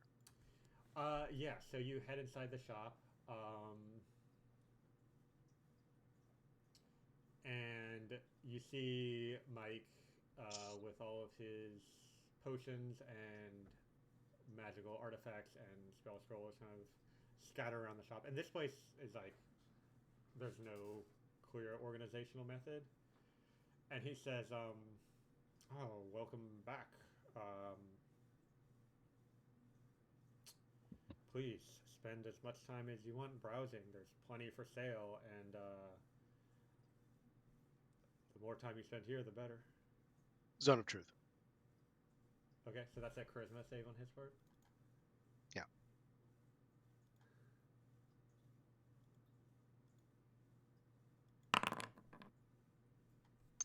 That fails. Okay. Can you post the text for me? Because I know it has some, like... Yeah. Edge cases and stuff.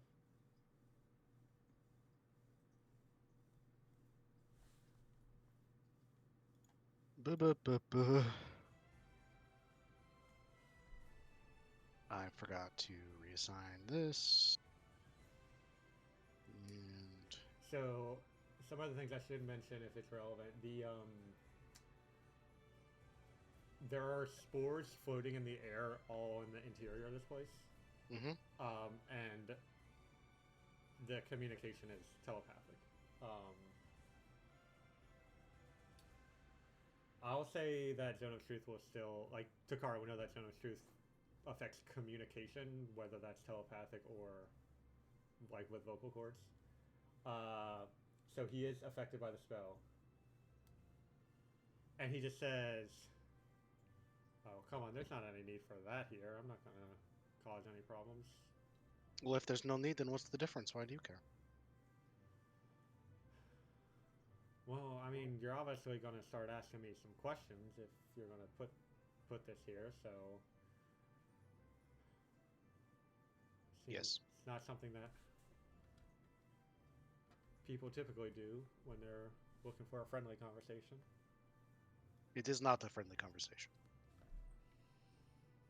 And I would just like to remind you, in case it becomes relevant, because it has been with these mushroom fucks before, that I am immune to disease.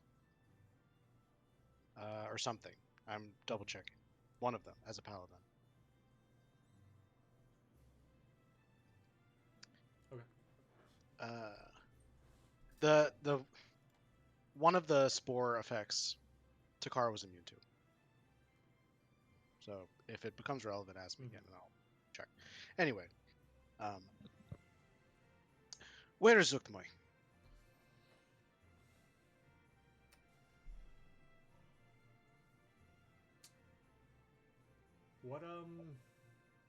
What day did you leave the material plane? I don't know. Then don't exactly know the answer to that question. Where was Zuktmoy the last time you remembered?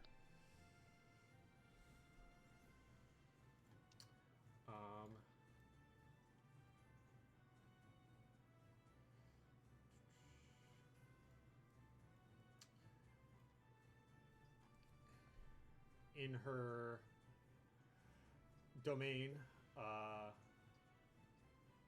to the east of here.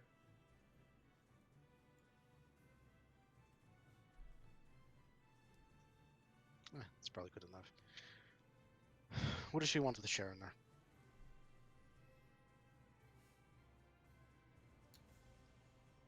I mean, haven't you figured it out by now? No. You mortals are so messy and chaotic and uncontrollable. Yes. That's why I like us. Well, she doesn't see things your way. So she means to change all those qualities. Yeah, it just makes things a lot easier, don't you think? For who? Everyone. Who's that? She's gonna... Look, she's trying to turn everyone into mushrooms, and then once that's done, there'll be no more war, no more suffering, no more pain. We're not alive the same way you are. That's clear. You can't kill a mushroom in any way that matters.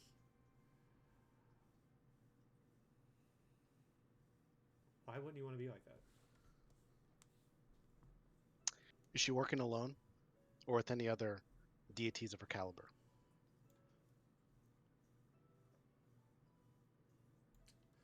Sorry, that's above my pay grade. Yes. But do you know the answer to the question? No.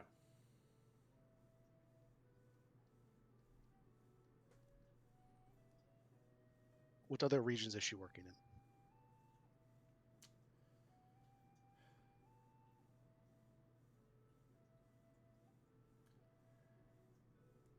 As far as I know, all of her attention is focused on Sharoner, given that that's the place on the material plane with this closest connection to the Feywild. So it's the easiest for her to transport over to. That makes sense. How many of the druidic circles has she infiltrated?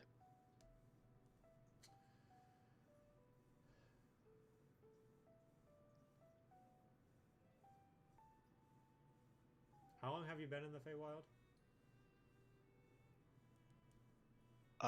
Takara would probably actually know that.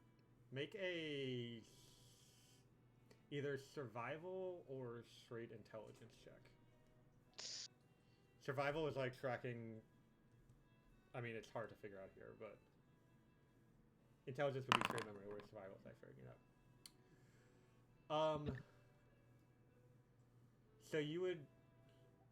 I don't remember precisely, but Takara would, and would probably the days don't pass here. It's like, time is weird here, obviously. Yeah. Whoops. And so, I mean, you probably give like a number of hours doing your best guess based on stuff, and she's like, all right, let's see. Given that,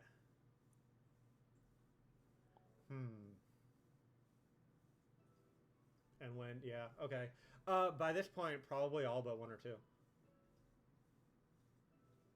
Which one or two? I mean, I don't know if she's completely eliminated the wildfire druids yet, but she's not going to be able to infect them, so total destruction is the only option for them. And the two?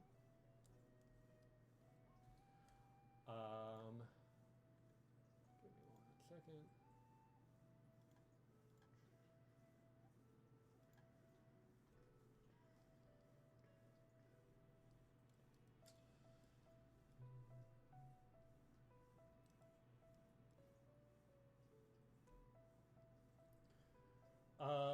It depends. Again, it's been a while since I've gotten any news from the material plane, but the certainly the Circle of the Forest is the most powerful druidic order and would be the most difficult to infiltrate. The Circle of Crystal has the least members in Sharoner proper. They're further away, so it might have taken some time to get to them, but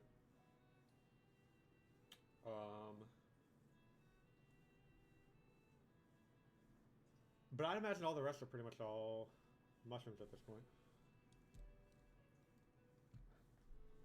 By that you mean they've been infiltrated or they've all been infected? And I mean each member of each circle.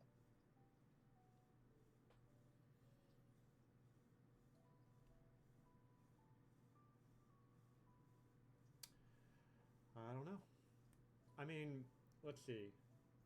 Make a insight check for me.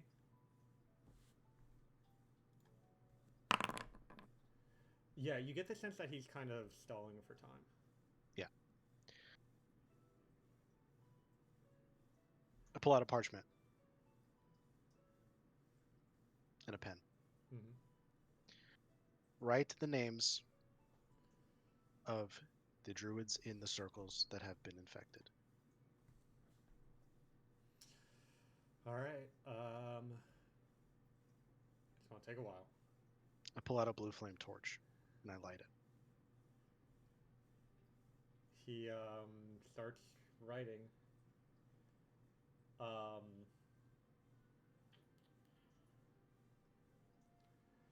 And again, this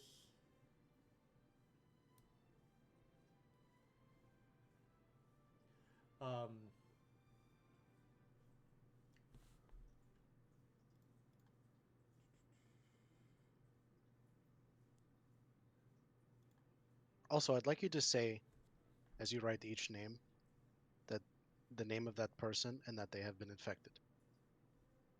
I did say that the spell affects all forms of communication, so Takara would know that writing would apply as well. Okay, I didn't know if that's what you were thinking about just now. No, so he probably gets through like 13 or 14 names, and then you feel the effect of the spell fade. Right before the effect of the spell aids, I'm not going to ask another question. But right before it ends, I'm just going to say, I truly do appreciate the information you've given me. And by the way, I don't care that can't kill you for good, but I would like to make you all suffer.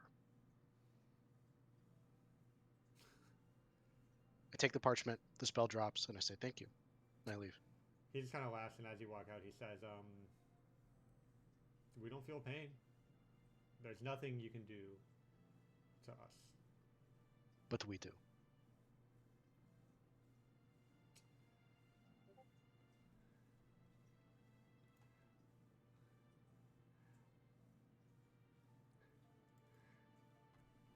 I return to the party.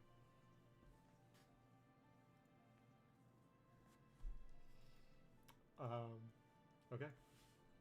Thank you for posting that, Kevin. I didn't remember exactly where I had heard that from, but I knew I heard it somewhere. I'm glad you found the source. It Only when bothers says me it, how I recognize it instantly. it bothers me how on point this is. Like at some point within the past like 2 years, I saw that and I'm like, oh, I need to make this happen at some point. And I forgot where I got it from, but that memory popped into my head just in time for that conversation. So I'm very happy with how that went. I, by the way, on my way back to the party, I use my tattoo, my Illuminar's tattoo, on a piece of parchment. I write everything that I just learned, every single piece of information, with invisible ink, and the only person who can read it is Lilavati. And then I burn the parchment that Mike wrote. Okay. All right, so you head back to the party. What do they know?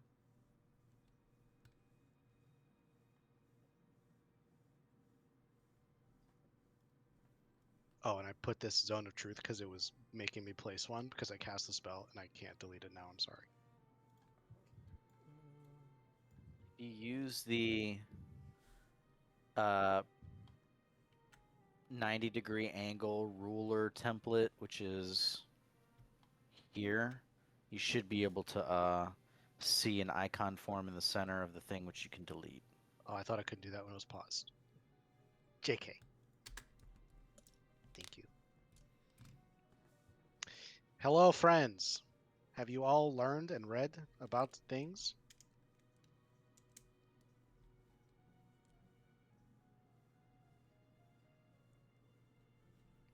Not really. No. Okay. Well, I'll leave you to it. I mean, I'm done looking. I don't think there's anything here that's useful for me, personally. Press X to doubt. He lied as easily as he breathed. I mean, you can throw down a inner party insight. Takara trusts Sarkova now that the sword has been exercised. Thatcher doesn't care. If it's all the same to you, if it's all the same to you all, she says in her accent, there are reasons we should get back to talk to Lilavati.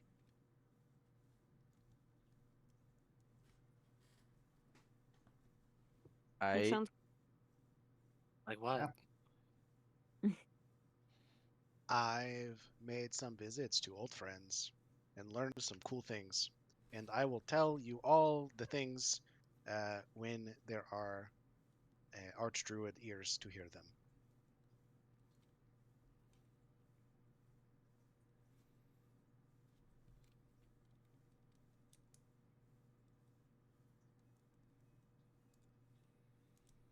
So how do you plan on doing that?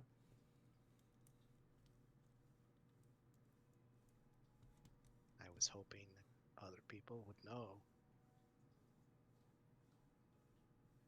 We Do we do wanna not go have s- the ability to transport ourselves there. Do we want to go see if the portal's been fixed? Yes. Transport via plants does not work extra planarly. We would No. need to get back to the material plane first. Gotcha. That'd be fucking cool. Why even take plane shift? Do I have access to plane shift? Not yet, I No. don't think. Level 13.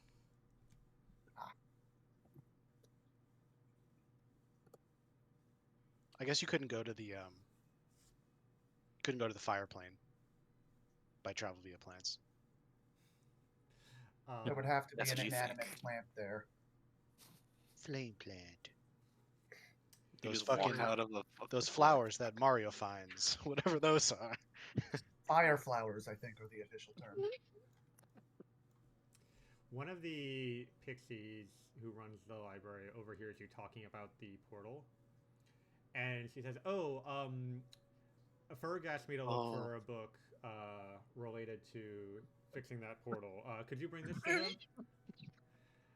And yeah, that really would help figure that one out. she hands y'all a book. That seems to be the sequel to the one that Alistar carries. Chapter 1. Turning it on and off again. But it's in a different language. Chapter 2. Power cables and you. Oh. The importance of the 10-minute power cycle. Alright.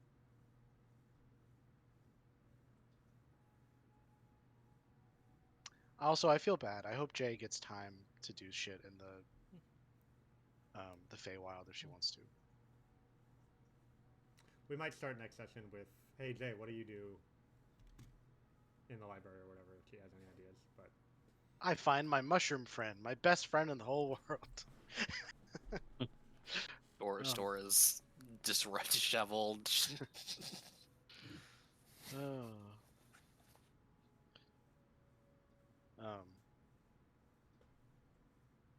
Shall we?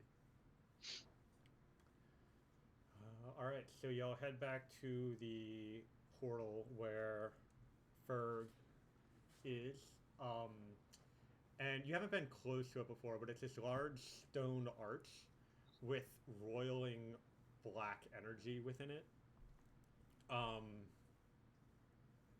And there's sort of like a gemstone on the right side, and you see Ferg take out the gemstone, and the black energy vanishes, and it's just like thin air.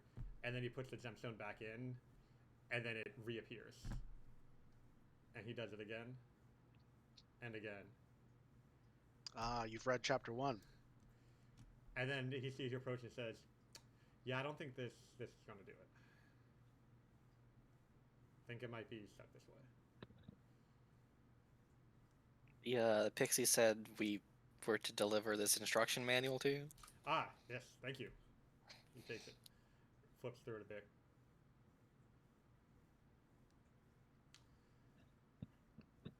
Okay, so this answers a few questions. All right, so Fey Titans exist across realms, and besides this portal, which sort of serves as an anchor between realms,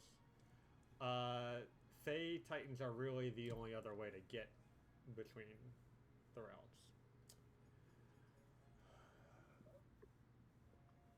Let's go hit up the Chaos Weaver. Well, you see, there's only two Fey Titans, or there's only one Fey Titan awake right now, namely the Chaos Weaver. So she has the power to banish intruders from the Feywild. So really, your only options at this point are either to become minions of a Fey Titan or anger one enough to get expelled but not outright killed. This book here contains words that Kellen's daughter used to taunt the Chaos Weaver. And he reads it to you. "Your darkness is but gossamer gloom, a twisted tangle in a dance of shadows. Are you a Titan or merely a puppet of Twilight's strings?" What's that in chat for you? You could use this to draw the Titan's attention, because otherwise reaching her is impossible. There are other Fey Titans, of course, but the voice of Rod isn't here anymore, and the rest are sleeping. So, should you get the Chaos Weaver's attention, well, okay, so in this sequel it describes as, Kellen forged a powerful set of armor to fight the Chaos Weaver. Taking up that armor would reinitiate the battle from centuries ago. Obviously, even you couldn't survive against a Fey Titan, but if one of you were able to wear even a single piece of the armor and surrendered your weapon to the Chaos Weaver, the pact between Kellen and the Chaos Weaver would force her to banish you all back to the material plane. In fact, I've even heard some rumors that the Chaos Weaver has a piece of that armor in her lair if you can get it before she realizes what you're up to.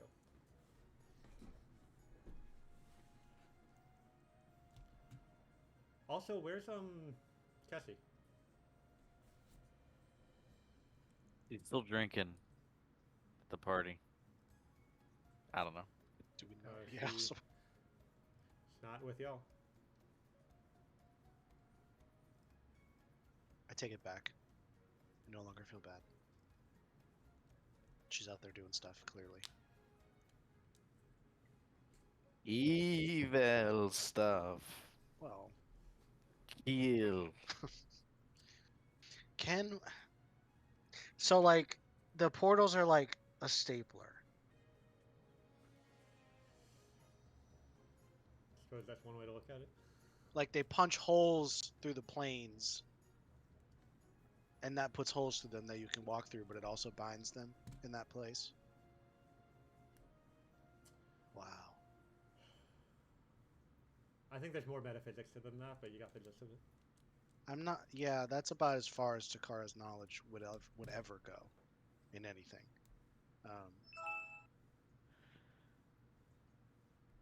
Even that, she was like, "Where did that come from?"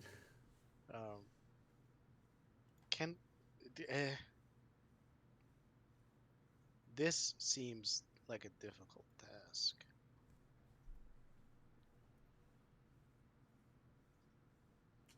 Well, don't see any other options for you at this point.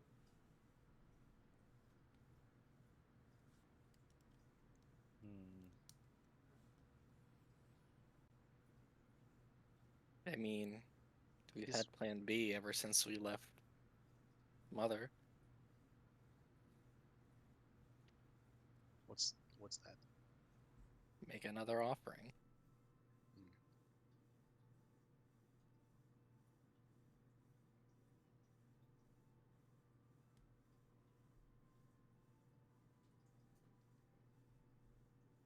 Also,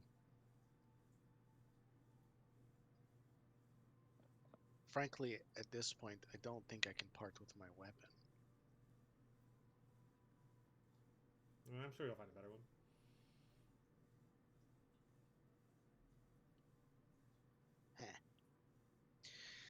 Mayhaps, but that might be far down the road.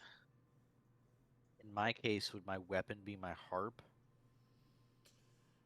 I mean, Fey packs are tricky, but I'd imagine that anything you've used to harm somebody would qualify as a weapon. Oh.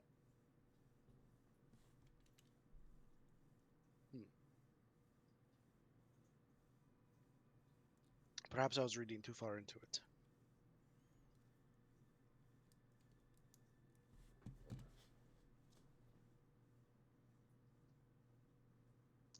Do we know what this armor looks like, or? I mean, the armor of the First King is pretty legendary. I'd imagine she'd have it on display somewhere, pretty obvious to be show off her battle against the Kellen. To be clear, I was talking about just making a deal with Mother to go back to the material plane. That is. So he'll say like, "Oh yeah, I guess you do have another option." That was my question. Like, isn't Mother also a Fey Be Titan? very, very careful with those words, Eochora. She seemed so magnificent that I thought her status might be on par with a Fey Titan. Was I not correct? You're on the other side of that conversation. You need to say she's better than everyone else. I miss. Not You that see, she's only that. I'm barely familiar with the customs of the material plane. It's my fault. I apologize for my faux pas speech. Not to change the subject too dramatically, but I've been hearing a lot of this First King guy. You know, he seems, or she, I don't know how the whole gender norms or titles work here, but um, you know, this king, um, if he's already got armor, then he's already got to be around, right? He is extant. Um,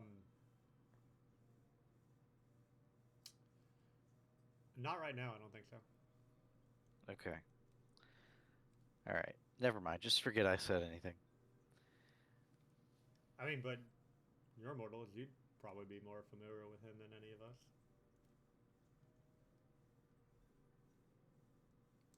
Have I ever heard of this term before? This title of the First King? Roll history. Could I perhaps roll religion? Sure.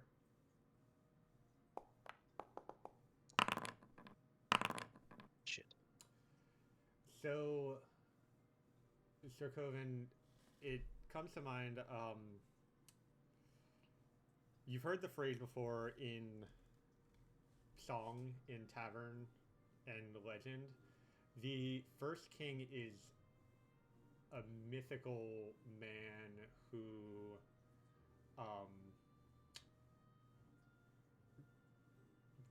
there's like, lots of myth, very little fact, but basically like before any civilization, he created the first kingdom uh, that predates any other in the material plane. Um, but like where he came from, or like even what like species exactly he was, is not super clear.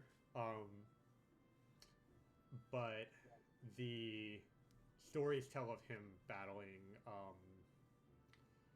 a great, the Queen of Air and Darkness, a terrible sorceress who he defeated and um, brought peace to the realm where people previously lived in fear and terror.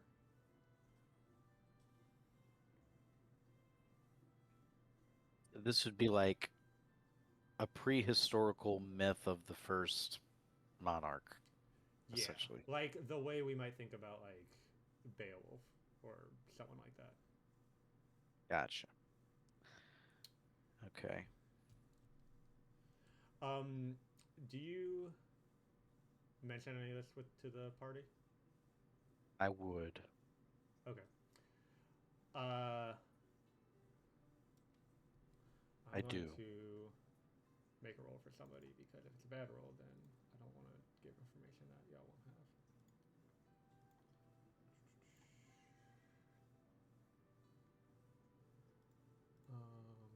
Where is...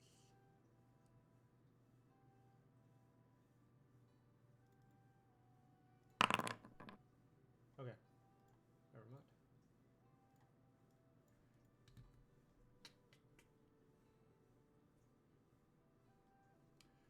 Uh, but yeah, the legends talk about his armor and sword being, and like the most powerful in all of history and able to defeat any foe.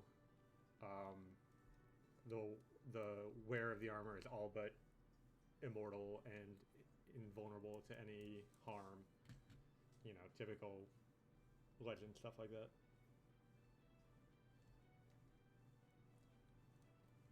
Sorry, just curiosity got the better of me. I do like a good myth.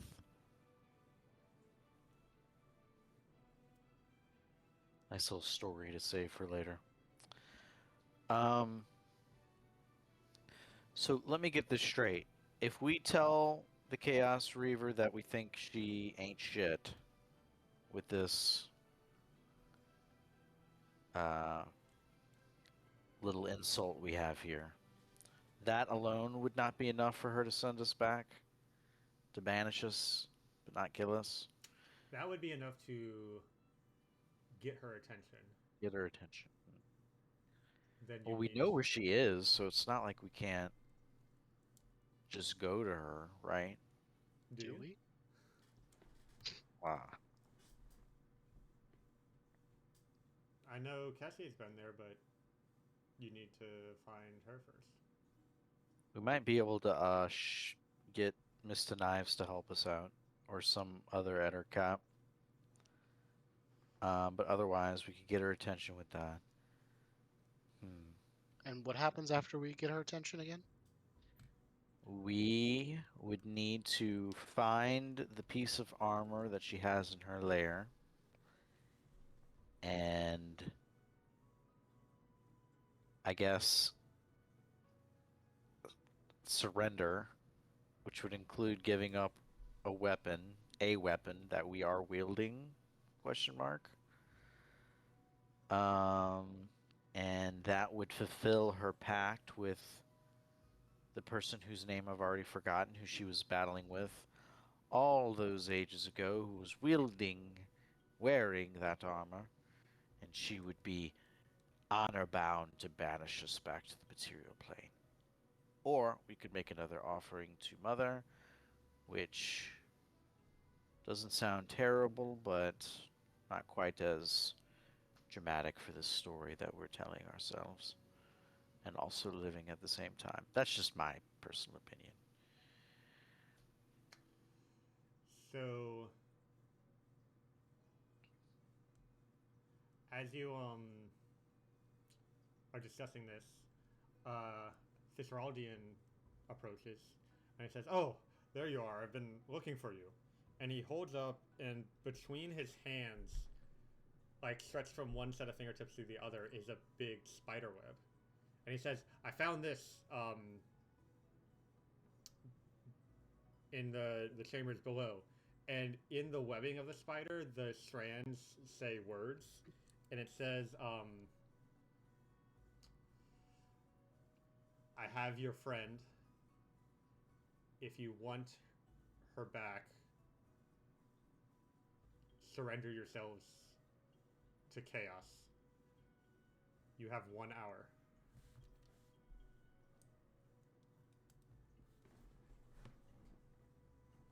How, Where did you find this Raldian? Um, the near the hallway that leads to the guest chambers.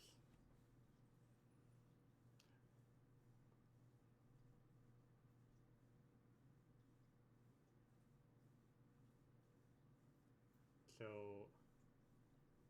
it looks like Kessie is in some trouble. I could probably get the hunt to take you again if you need to travel quickly. They can take us to the Chaos Weaver? Of course, they can reach anywhere in the Feywild with utmost speed. Can we try to get them to actually do more than just bring us there by chance? Unfortunately, they are bound by ancient Fey pacts to not engage in conflict with Fey Titans. could You know what? That seems like a good precedent to maintain. would they, being master huntsmen and huntswomen, would they perhaps be able to find a piece of armor in the place that they take us? Could they hunt that? They could certainly look for it. But imagine I said that in my accent, though. But it seems like you don't have much time to lose.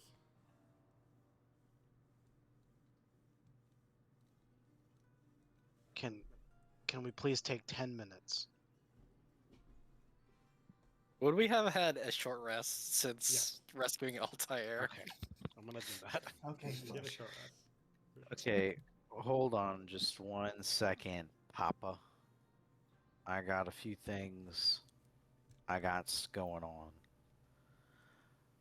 Over the course of a short rest, you can play a tune on this harp and sing a song to one of your allies, granting them the benefits of the Death Ward spell until either of you takes another short rest. If this effect is used to prevent a creature from being reduced to 0 hit points, your bond with this harp deepens. Whomstative should I give this Death Ward to?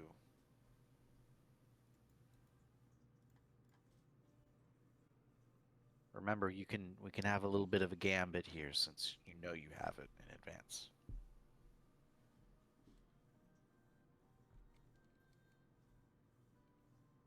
Big Alistar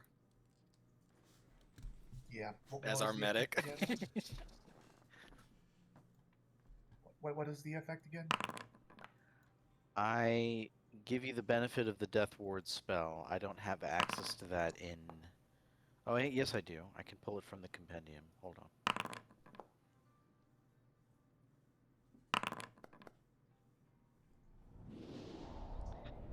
It is... Oh, okay.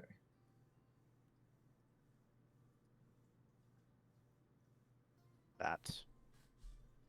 Mm. Okay.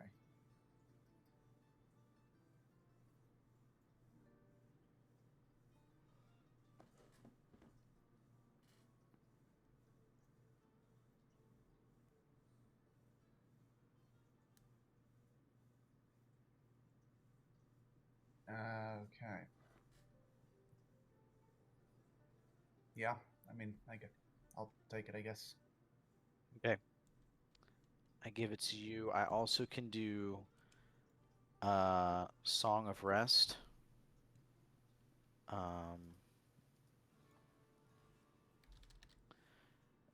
Which is going to help you all regain an extra. What level are we? 11. An extra D8 if you use hit dice to restore health. That's per hit die or like once. Once per rest. Got it.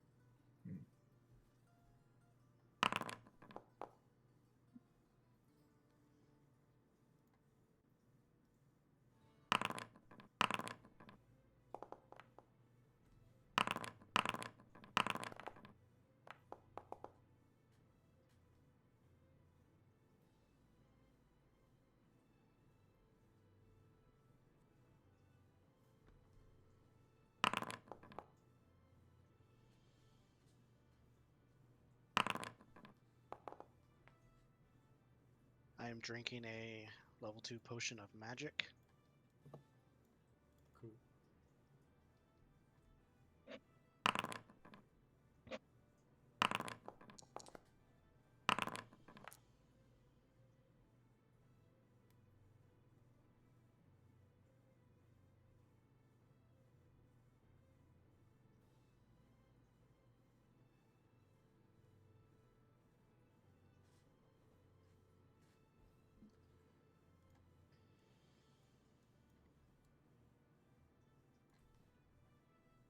I will also be taking a potion of magic. I will also be taking a potion of magic.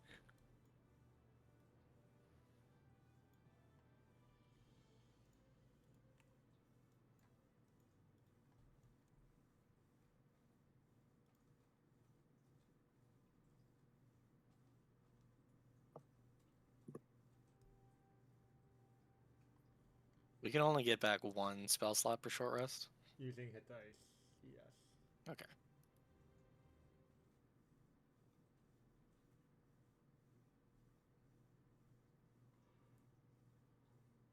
I really need to just favor the.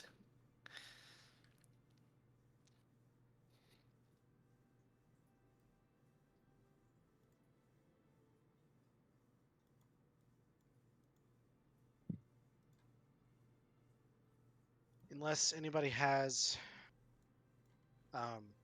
healing shit they can spare, I'm gonna use a potion. Let me see. My lower level spell slots are pretty much all gone, so Yeah.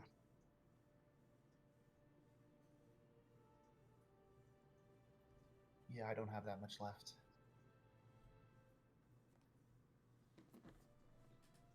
Okay.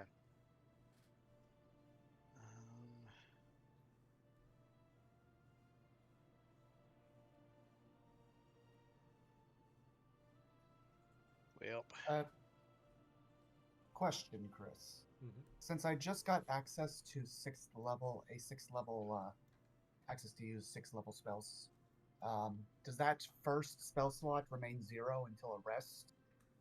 It's showing I have no spell slots for 6th level. You're able to spend the one that you earned. Okay.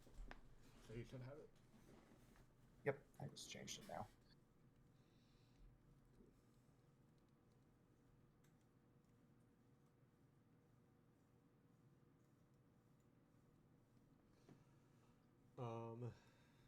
Are y'all ready to head out, or do y'all still have stuff to prepare? sorry, I'm doing math. Be right back. I'm in a good spot.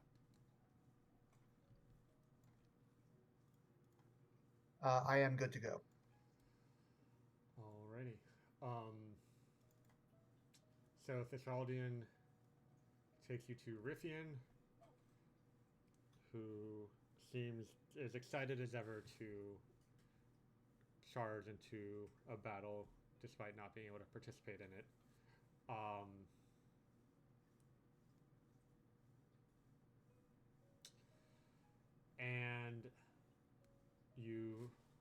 mount up on the horses and ride out of the city.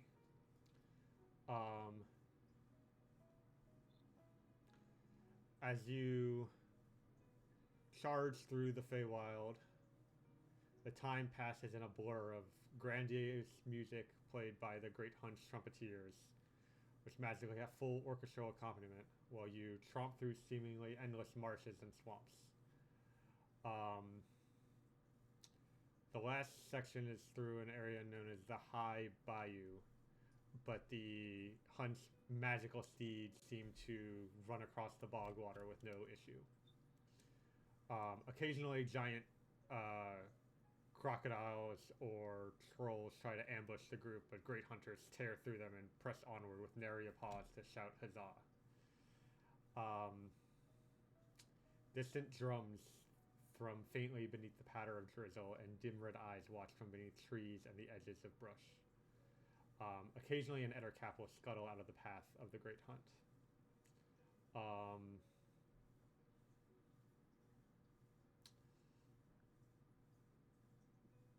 Eventually, Riffian halts the riders and says, "This is the foul creature's true domain, but finding her lair is beyond even my power.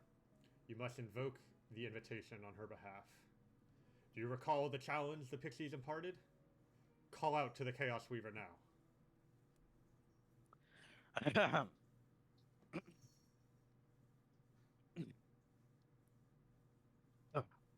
Also, really quick, on the way, I talked to them about the armor, how we need the armor.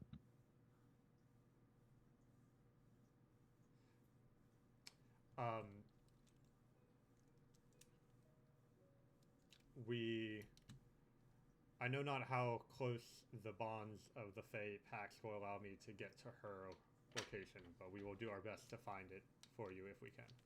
Thank you very much. Any last preparations before we do this?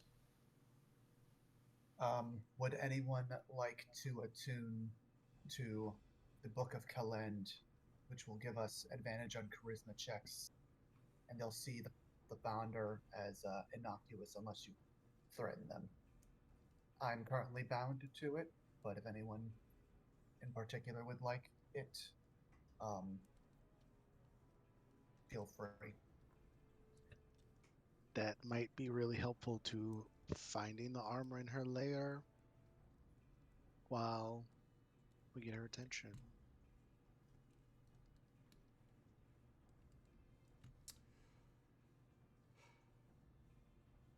It's true. Each Fey Titan has a weakness. The Father of Thunder is a drunkard. The Ash Wolf is protective of other wolves. The Voice of Rot can't stray far from her roots. And the Chaos Weaver can be tricked into talking when she could be fighting. Who is sneaky? Or can look for things really well. I have Pass Without Trace and Invisibility. Well, if you're viewed as innocuous, then you may not even need to be hidden. But we gotta, at least correct me if I'm wrong, someone, but we need a piece of that armor for this to work. Yeah. Yep. Aldry is very stealthy, but not particularly perceptive.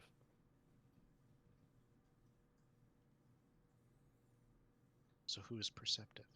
I am very perceptive. But you also talk the good. I do that.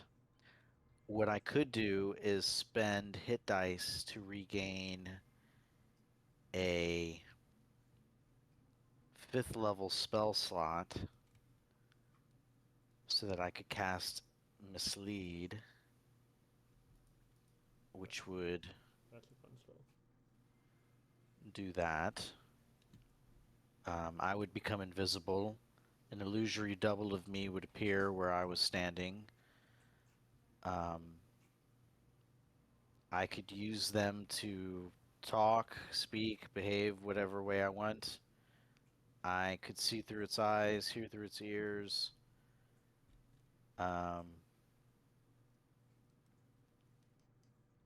As a ploy to make the Chaos Weaver think that I'm there and not looking for the armor piece. Well, the person with the book is viewed as innocuous, but we need a seeker and a speaker. So you're proposing that you can do both at the same time. I could do both. I think. It says I can see through its eyes and hear through its ears,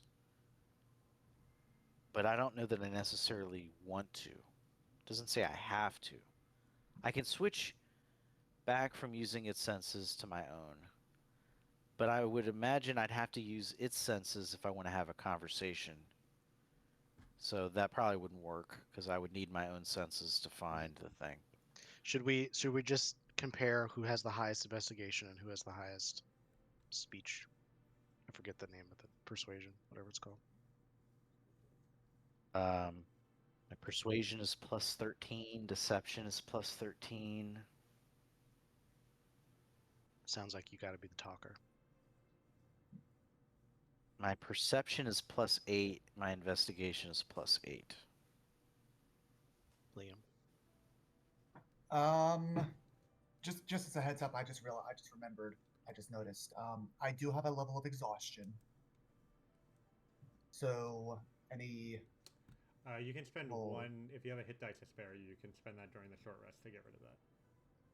I did spend all of my hit dice. Okay. Would I be able to retroactively drop my health to what it was before that last hit dice? Yeah, that works.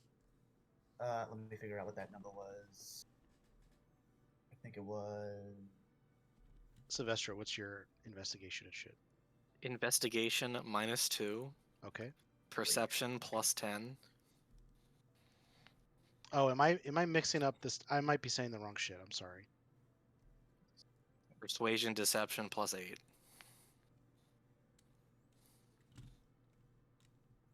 So, just to save y'all a bit of trouble and time and planning, the piece of armor is not going to be hard to find. Okay. Getting to it is going to be the challenge. Do we know if the Chaos Weaver can sense or see through invisibility?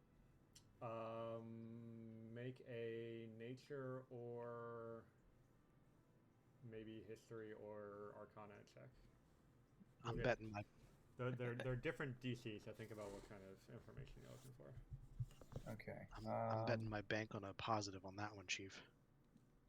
I'll do arcana, I guess.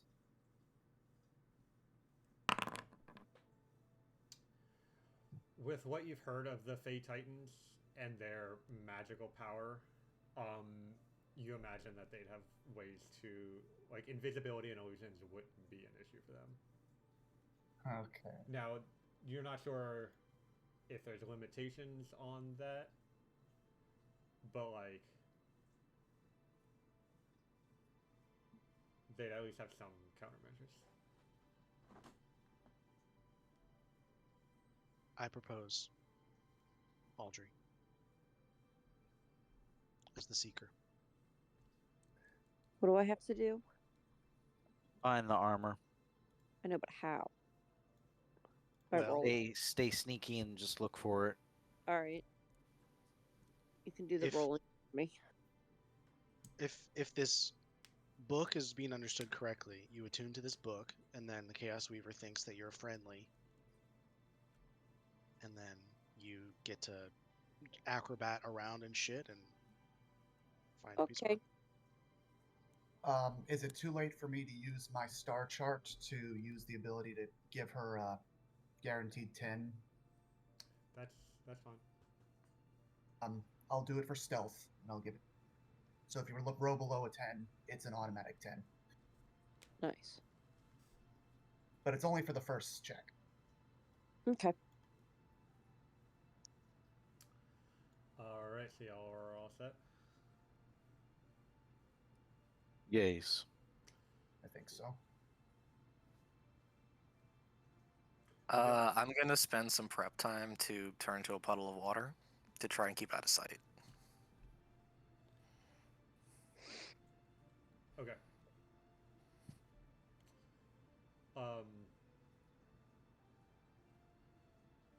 Did y'all say the words yet? Your darkness is but gossamer gloom, a twisted tangle in the dance of shadows. Are you a titan, or merely a puppet of the twilight strings? A voice echoes among the cobwebs. My darkness is the web of fate, a glorious weave in the tapestry of chaos. I am a titan, and I will unravel your threads until fate itself has turned against you. Through the rain-darkened skies, a flash of lightning reveals spires of stones rising up amid the vast nets of spiderwebs. The peaks ascend rapidly and roughly, such that even the great hunt's horses cannot climb them. Riffian says, "'Twas a glorious journey, but alas, the great hunt can go no farther. I shall have a hound guide you to your battle, and I promise my knights will defend your flank from any of the Chaos Weaver's worshippers. But my oaths forbid me from fighting a Fey Titan." He seems incredibly forlorn about this. You make your final ascent alone, as you finally climb over a section of webs and arrive at the bottom of one of the stone spires. The sides of the 100-foot-high spire is sheer cliff streaked with rain, and scraggly forest grows atop it. Immense carvings among the cliffs have been eroded by time and covered by brush, but they show that the natives of the swamp worship the Chaos Weaver here. You reach a canopy, or a canyon of sorts, cut into the side of the peak. A massive and ancient stone staircase ascends up the middle of the canyon to the top of the spire, but millennia of webs have grown across it. The drizzle fades, the clouds part, and a beam of moonlight shines upon a spot halfway up the massive stone pathway. Barely visible through the wall of spiderwebs, the glint of pale light reflects off a metal helmet hung in the branches of a desiccated white willow tree. Just past it, the webs shift and move. With a deliberate grace only possible for something so immense, spindly legs rise up from a silky cocoon. A withered, dark carapace, 50 feet across, glistens as it pulls free of the webs. A woman's head and arms sit atop a spider's body. Her face is covered in multiple eyes, and spider-like mandibles extend from her mouth. Her long white hair spreads out to the webs around you, and you can't see where she ends and the webbing begins. You also notice hanging from that same willow tree is a large cocoon, and from the bottom of it you see Kessie's head hanging out, breathing slightly but seemingly unconscious. "Speak," says the Chaos Weaver. "Speak, agents of Sharener, and do not deceive, for I know when a lie is told."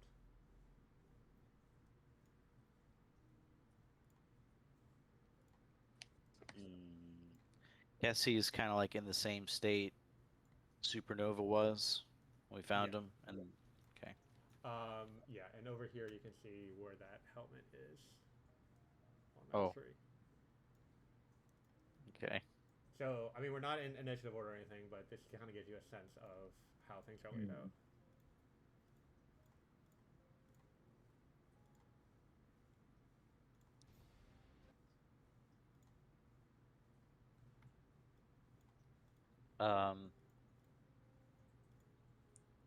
Can you remind me what the note said? Sorry, which note? The note that Thizraldian showed us with something about Kessie, we need to be there in an hour. Yeah, I mean, it's just basically if you want to see your friend again, you need to come to the Chaos Weaver. Okay. I start walking slowly towards the Chaos Weaver. And I want to end up like right in front of her, past this helmet. But I want to be walking not like I'm not like power walking, but I'm not like meandering either. I'm like walking with purpose towards the Chaos Weaver, but I want to definitely go past the helmet, past Kessie, right in front of her. I'm trying to absorb as much of her attention as possible. Um, Are you talking as you're walking, or waiting until you get to that spot? I would probably respond almost immediately to her introduction as I'm walking. And I would say sternly, but still with an air of, I guess, respect, if I don't convey that correctly. Um,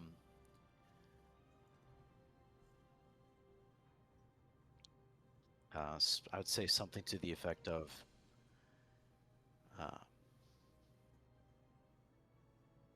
Chaos Weaver, we come in interest of our dear friend Cassie.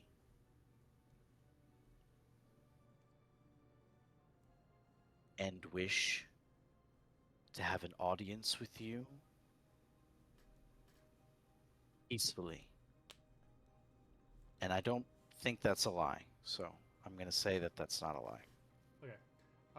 Roll persuasion, and I'll say you get about here by the time you finish that sentence, but you're like still walking. Okay. I'm going to use your homebrew rules if persuasion falls. Don't think it is one of those. But did you attune to the book? Because I think the book gives you advantage. Or am I completing that? I didn't attune to the book. Oh, okay. Yeah, I think I was still attuned to it unless someone else wanted to. So I think I'm still attuned. Okay. Okay, you're right. You're right, Chris. Persuasion does not count. You have So that's- inspiration you want to use? I do have an inspiration. I have two, actually. Are they both Yeah, yours? I'm gonna. Because if it's someone else's, you just give it back to them.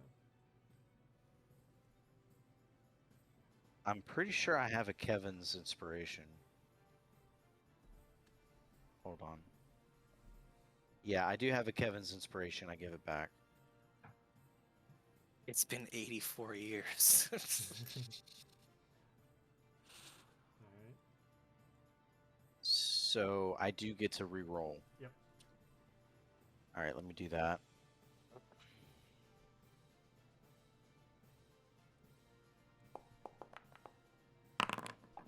Slightly better. Okay. So certainly enough for her to just not immediately kill you. And she says, you come peacefully. Like Copper Hat came to you peacefully.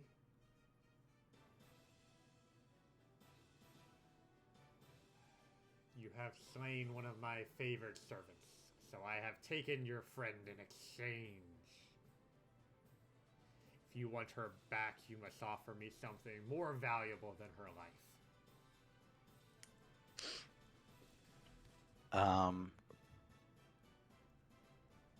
I definitely don't agree with her retelling of that tale. But I say,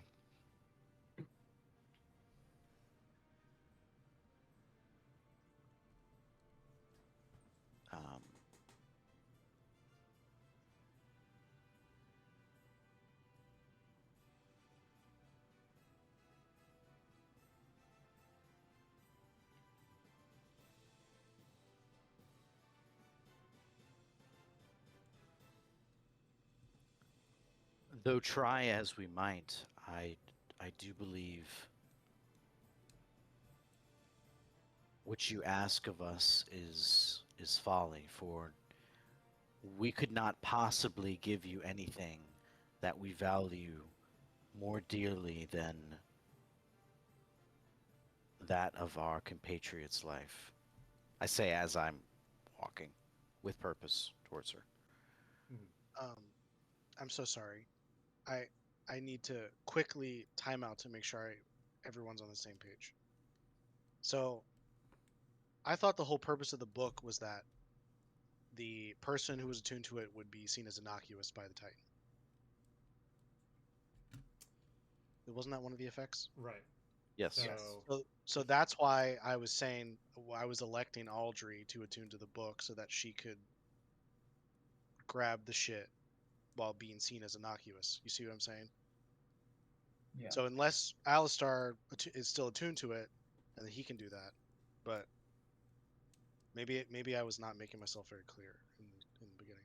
I thought you were making yourself clear. I'm just trying to provide y'all with an opportunity to do things as easily as possible. Yeah, no, you're with the plan. This is AK, other people start moving. Yeah, if y'all wanna retcon like who is attuned to it, that's fine, just because of miscommunication. But y'all kind of need to decide that now. So who wants it? I mean, I can take it if you think it's best that I have it. Yeah. I mean, the reason why we were saying, in other words, your stealthiness isn't super useful since she can see us, right? I mean, there's all these like crevices filled with spider webs, and this isn't like a flat map, so there's certainly ways to hide and stealth around. And I would say that being innocuous would give you an advantage on stealth checks against her. Okay. Hence my volunteering. So sorry about that. Yeah, so if you want to attune to it, that's totally fine. That's fine. Do I have to do something to do that? I think I would just need to give it to you, and then you would spend a few inventory. minutes flipping through it.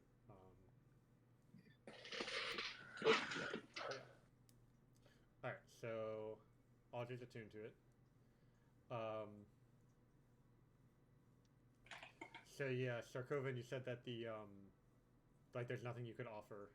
Do you have any more to follow up with that, or? I was hoping that would give me a couple paces. I didn't mean it to sound like, no, that's out of the question. I meant it more as like an invitation to maybe give me an example of something that could possibly fulfill this request. I'm trying to give myself some time. Yeah, I get that. I mean, we'll get up here. And is anyone else moving or doing anything while Sarkovan's talking? I would like to just try to follow him at the distance that he maintains inside my aura. Fair enough. So let's say you've been keeping pace with him. Cassie or this bitch? What, Ash? Am I moving towards Cassie or this spider bitch? You're moving towards this little There's a helmet hanging in there. helmet. Yeah. Oh, I do not see that. I have not zoomed in enough for that. Okay. Well, It's by Kessie. yeah, I see it now that you pointed it out, but okay. Yeah, I'm also moving. How far should I move? I don't know. So you can move pretty quick as a rogue. Are you trying to like stay hidden as you're moving? Yeah. Yeah, you might want to move like on the outskirts. Never mind. Don't listen to me. Do what you want to do. All right. So make a stealth check with advantage for me, Oliver.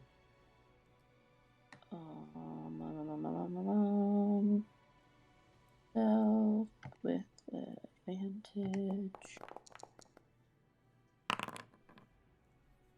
25.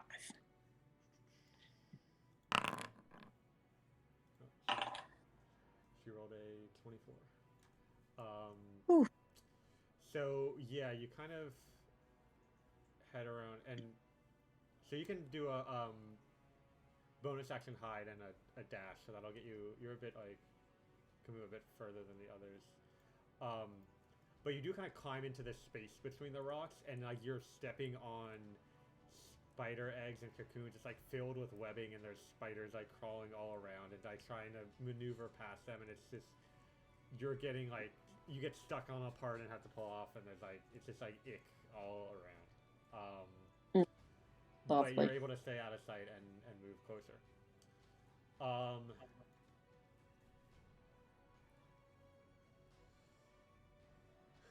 so, in response to what you said, Sir Coven, she says, "You mortals are worthless. You have nothing of value. It's so strange that my sister put so much effort into claiming a hold on your realm. What could she possibly want from there?"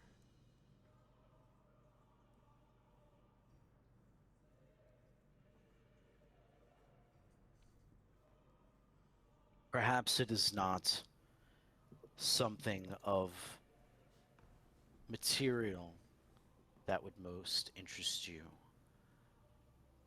but I do have something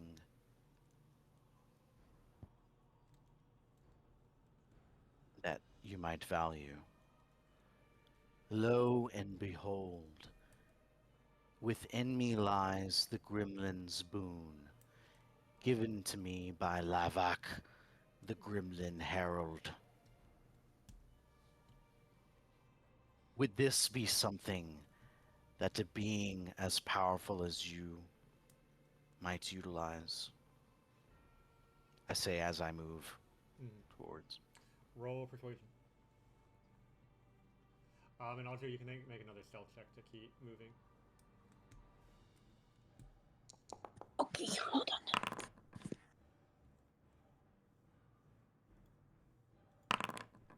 Advantage again? Yes.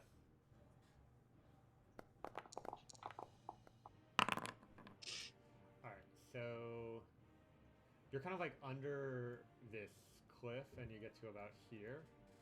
Mm-hmm. And then the rest of you are able to move another 30 feet forward.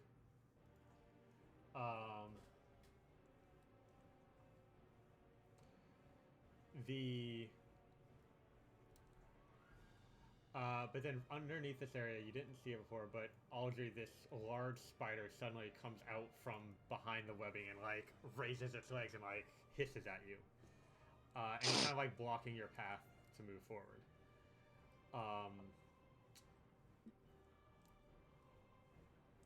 But she's still talking to Sir Coven. What do you do, Aldry? Can I stab it with a... I think I have a rapier, but let me... Or I'm not telling you the wrong thing. Oh, that or a dagger. Yeah, you can make an attack with one of those weapons. Okay. Which one's better? Oh, The rapier's gonna do more damage. okay. And normal, I guess? Not advantage. Yeah. And because y'all are so close, y'all like notice this as well.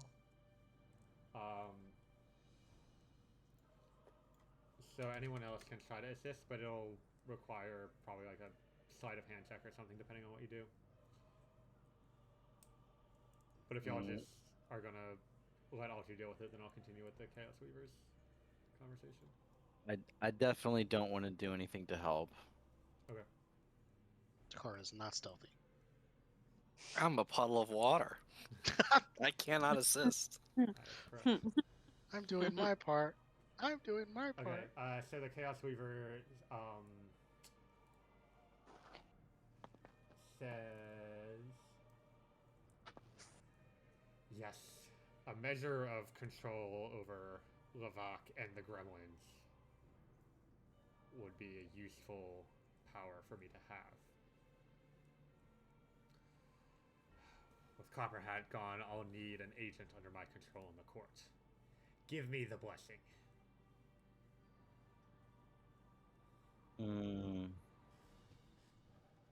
So is Aldry no longer seen as innocuous because she attacked the So spider? this is sort of under this stone overhang, so not Okay. in direct line of sight of the Chaos Weaver. Ah, okay. I just kind of use that as a perception check for like all the spiders here, and like this one is sort of an obstacle that Aldry needs to deal with before she can move on. Gotcha. Um,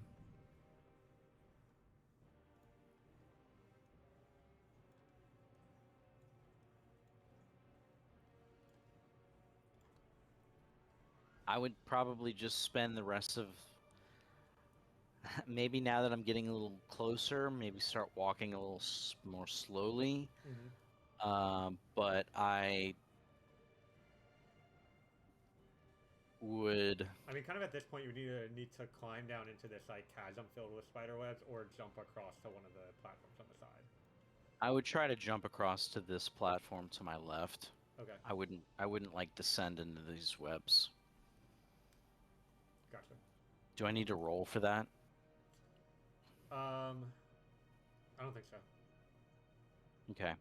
I'm not actually concentrating on anything. I just accidentally, when I clicked mislead, it applied that. I would continue heading towards the Chaos Weaver. I probably would just say something to the effect of,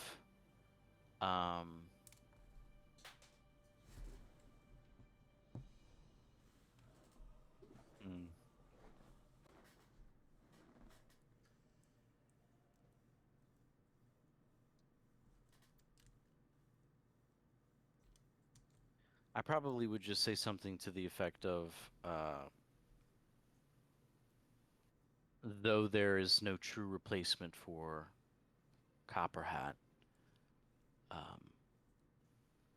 I do hope and believe that this boon will serve you well, and am in grace happy to relinquish it to you.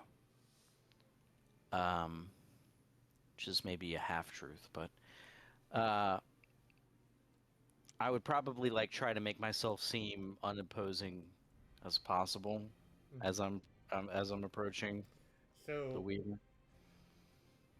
I'll say that you're able to like sense the magic of the boon, and you feel that you have the ability to transfer it if that's something you decide to do. Are you doing that at this moment, or are you just kind of saying you're going to do it and not necessarily do it yet? I'm betting on the fact that I can get some more conversation out of her and give Audrey time, so I wouldn't relinquish it yet. I would try to get right in front of her before doing it. Yeah. All right, so we'll make a persuasion check for me to keep her talking for this turn. Okay. And either way, you'll get here, and then the other three of y'all can kind of move, either jump across or stay on the side, wherever.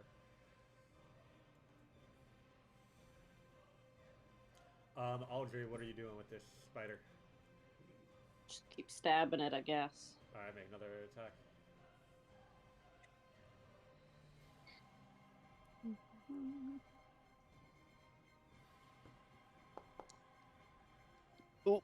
Oh no. Oh, sorry, and it would have gotten an attack on you. We're not really an initiative, but... okay. Yeah, so you miss with this attack, and then it's going to make another attack next turn. Misses. Okay.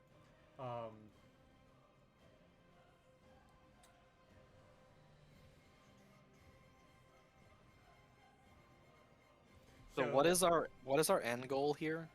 What are we I know we're trying to get the helmet, but should we all be just going in the same direction right now?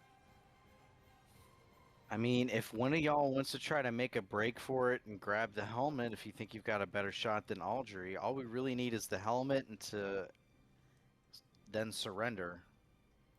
But your weapon's going to be forfeited. And to clarify, like, if anybody tries to do something explicitly, against her wishes like that, then we would roll initiative at that point, and then the initiative result is like, do you get there before she reacts or whatever. And if I'm reading the situation correctly, we also need to offer something so that she gives Cassie back to us before we surrender to her also? Or is the surrendering kind of in the same burrito of freeing Cassie? Make a wisdom check for me. Lucky. Oh no. Yeah, you're not really sure the details of the pact that you're taking advantage of here. Lucky. I'd try and give it a shot, considering I have a bit more Fey knowledge. Sure. I'll give you advantage. Well, thank you, generous benefactor. Look, you're in the Feywild, you get advantage on a bunch of stuff. Y'all go to Grun Hajar, Takara will get advantage on all the history and knowledge checks. We're never going to Grunijar. Not with that attitude.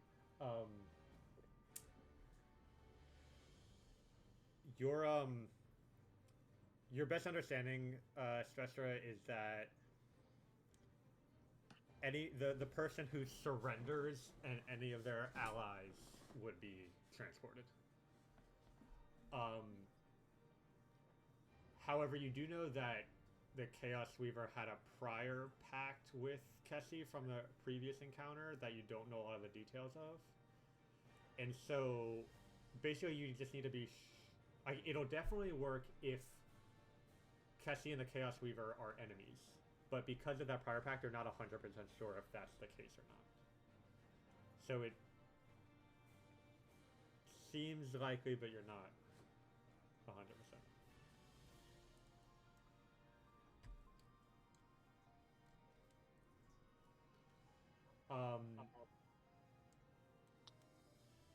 Can I attack this thing again? Yeah, go for it. Question though. Can I shoot it with an arrow this close? You would have disadvantage on the attack. Yeah, no, that's okay. I mean, you could move to the outside of it and then attack so that you're closer. Or you could just take an opportunity attack if you wanted to just beeline it. I'm scared it's gonna alert. Like, is it possible that it could alert the big So it's kind mom? of blocking the little chasm that you're crawling through. So if you were to try to go around it or something like that, then you would be in plain sight and we would roll initiative. But there's spiders crawling all around this place and all sorts of background noise and stuff. So it's it doesn't seem like and Sorkoven's doing a very good job of keeping her attention. So you think that if you can kill it, then you'll be fine. If you try to get around and it chases after you, then there's the risk of alerting the Chaos Weaver. Gotcha. I'm just gonna keep attacking it the way I am. Hopefully. Okay. You're kicking its ass, dude. You're good. Oh my god. It. That'll hit. That's gonna. I don't think it did the damage. No, I see it. Oh, thank God. So it's. Yeah, bro. Oh, You're good. I thought it did the damage already. I was like, oh no, this is gonna take forever. Okay, there we go. Yeah, it's trying to bite at you, but you're dodging past it. So yeah, Sirkoven, the Chaos. So you're gonna move closer, and the other three of y'all can move up to your speed wherever you want. She's gonna say, "Oh, but you look so delicious. Maybe one of you should stay. I'm starting to get a bit hungry."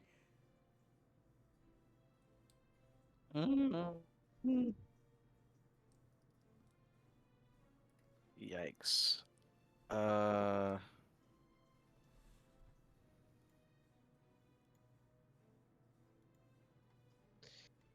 Assessing my options. Does Takara get the sense that she could detect a message being sent? Roll Arcana. Oh, fuck. Okay. Oh.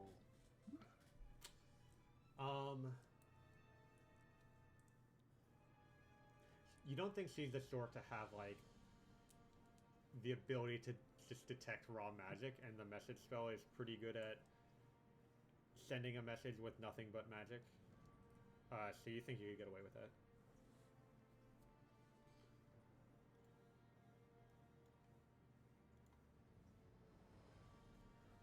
muted myself. I send a message to Sarkovan. What do you say?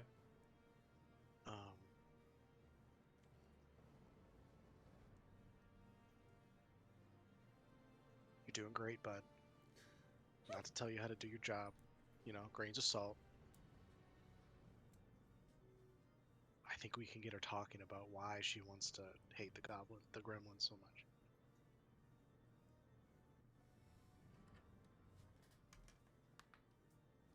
What? I mean, I did what I did. What did she say about the gremlins? Isn't that the boon that you were offering her? And she was like, yes, that would be good. Okay. You're doing great. Again, I'm just my 2 cents. Take it or leave it. I'd also like to send a message to Audrey. I just didn't catch what she said about that. Okay. I don't know if I could do that. I mean, I can wait. Yeah, we'll do it next round. Okay. Sarkovan, what are you saying, if anything? I don't know. I don't know. Maybe at that I stop. Moving closer. Maybe I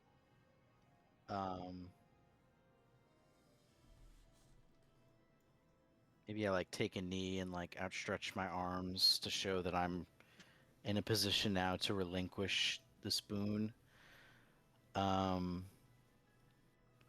And I guess in a way I'm kind of ignoring what she's just said. And I kind of just say,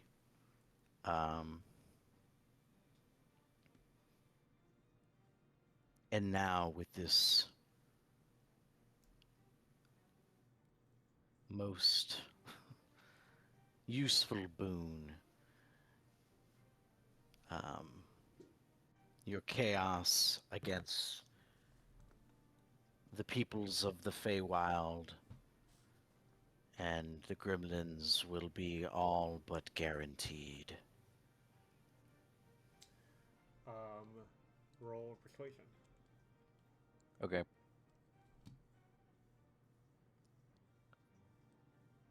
Please don't suck. Whew. Okay. Audrey, you want to attack the spider again? Yeah. Two. Come on. Oh. And with that, you slay it, and you're able to push past its body and continue on. If you want to make a stealth check to keep moving, and then I'll move you some of your speed this turn. And that's at advantage, right? Yes.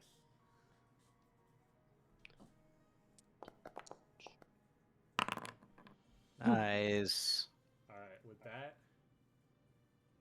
you get to. Are you going for Kessie or the helmet first? Because they're on opposite sides of this tree. You also had the helmet, right?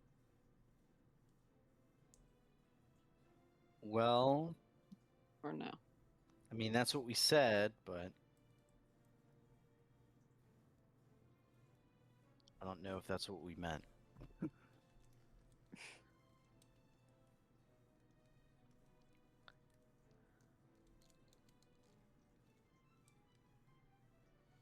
Well, tell me now. I think that's on you. Oh, no.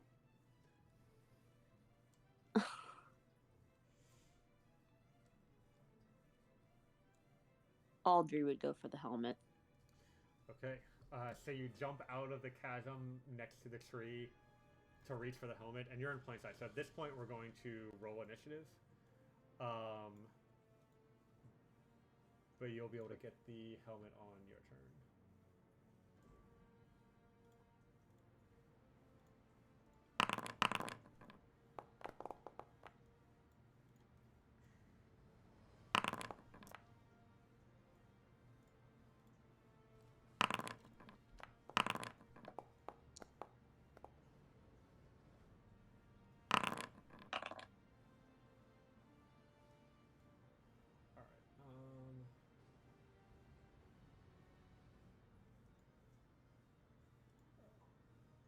part that sucks about rolling poorly virtually is I can't even take it out on any dice.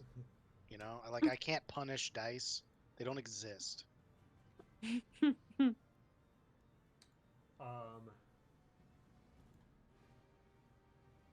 Oh, I was gonna give you initiative, Audrey, advantage for getting the crit on the stealth, but you beat everyone anyway. So as you jump out, the Chaos Weaver screams, "It was a ruse!" And she like raises her arms, and like spiders begin crawling out all around her. But you're able to get the jump on her. So Audrey, you grab the helmet. Mm-hmm. Okay. So then, what do you do? Try to save Cassie. Okay, so she's like hanging from the tree. She's in like a spider cocoon, so you can use your rapier to like cut it. So that she falls. Perfect. Okay. Do I attack thing for that, or do I not need to do that? You don't need to. It'll be your action though. So you now, Kessie is not hanging from the tree anymore on the ground, and you have the helmet. So that'll be your turn. Sir Coven, you're up.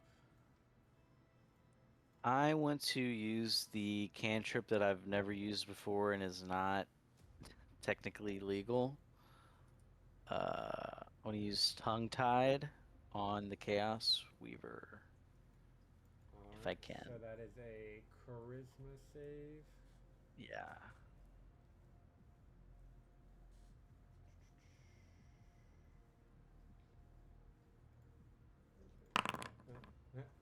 Oh. Oof. Oh.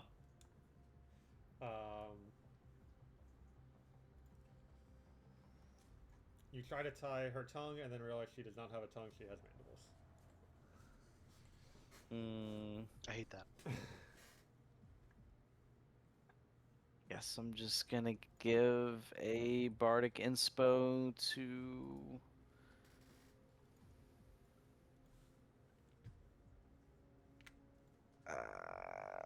the car.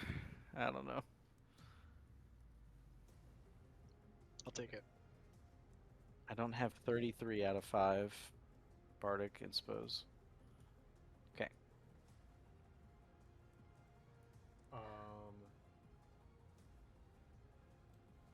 I'm not gonna move. Okay, at the end of your turn, let's see.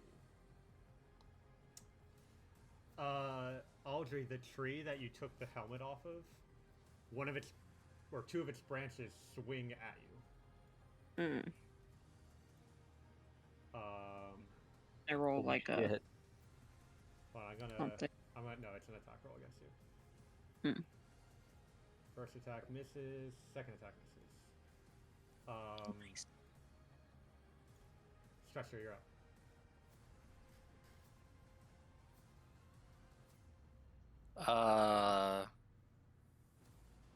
Can I drop my initiative to be with Alistar? Okay. You wanna go before or after Alistar? Or I mean, I guess it's shared. So. My goal is to maintain the water form for as long as possible, without like dropping a turn. Okay. So the Chaos Weaver is up.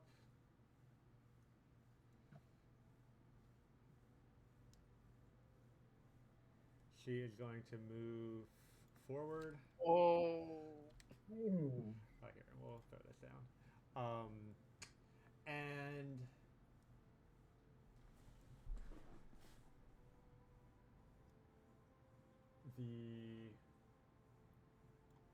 she swings her head forward, and a section of her hair flips over her head, and it's also like webs. So that's gonna fill an area. There we go.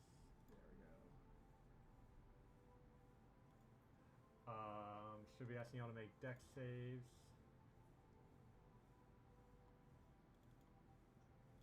Did it automatically. Okay, so all of y'all fail. All of you are restrained by webbing. Did Sir Coven get +4? Yes. Shit.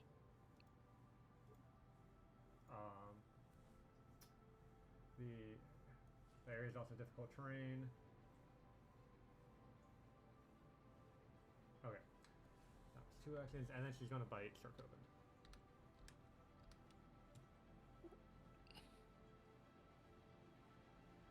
We'll see if this. Oh, I didn't target you. Does a 20 hit? Yeah. Okay. So you take 20 piercing damage. I don't like that cadence, Chris. And And you gotta make a Constitution save. +4.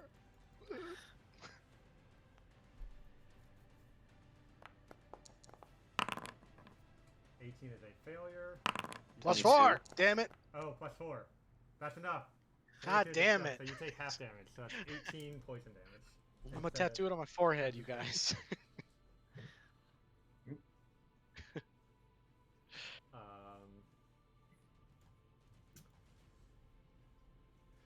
Spectre, you're up.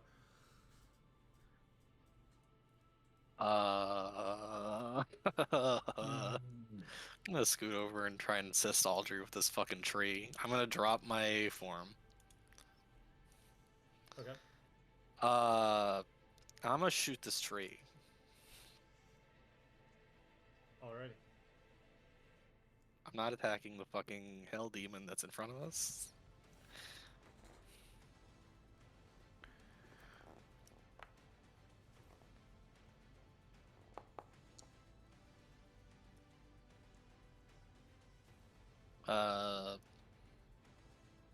Red strikes.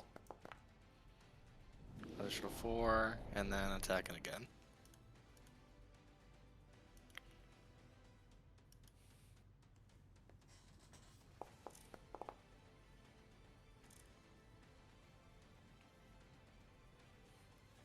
And I'm going to remember for next turn to not attack immediately and do something different.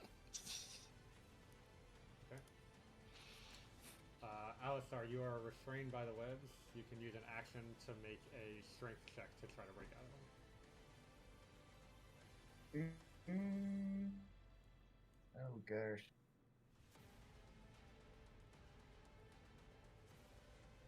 I can still make like ranged actions, right? You I just can't move. Disadvantage on it. You can't move, and you have disadvantage on attacks, and attacks against you have advantage. Okay, You can cast spells. And...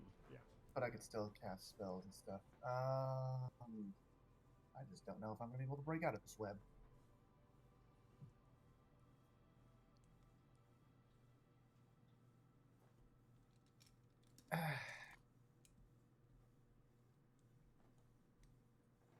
Okay, at the very least, I can. Actually, can I? No, I can't. Screw it. I'll try and break out of the webs. There's not really much else I can do right now. Strength check, you said? Yep.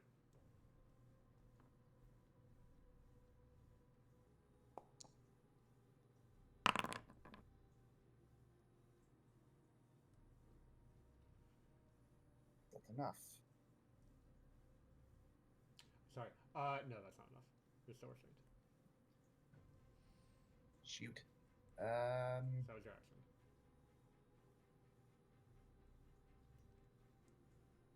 Yeah, that was my action.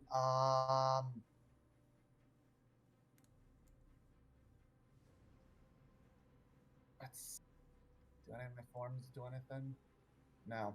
Well, give me a second.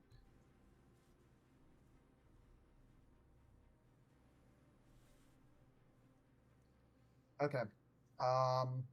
Can I retroactively decide that before, because of game mechanics, I transformed into one of my forms before I'm not going to do anything this turn, but I'm going to activate the Lord. That's fine. Yep. And yeah, that's going to be all.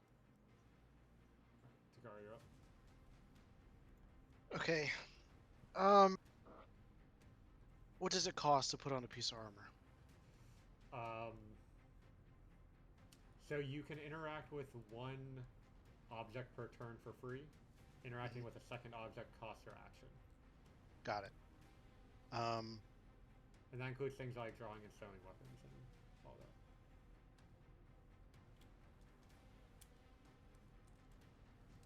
that. Okay. How about picking up someone covered in webs?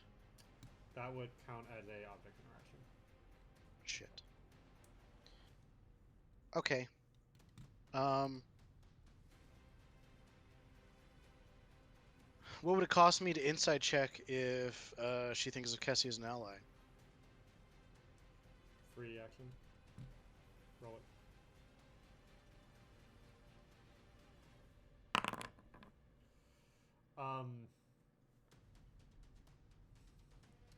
You're you get the sense that the Chaos Weaver only trusts those who are completely subservient to her and are spider kin of some sort. Kessie is not that yet. Right. So you think that she does not consider Kessie an ally at this point? All right then. I will. Misty Step. Nice.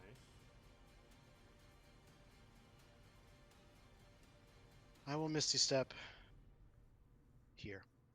Cool. You are no longer restrained. Aldry, may I please have the helmet? No, just kidding. Yes. Thank you. Alright. Grab the helmet. Mm-hmm.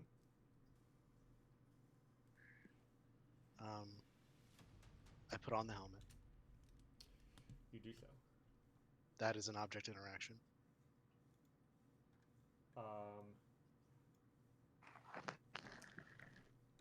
Yes. Okay.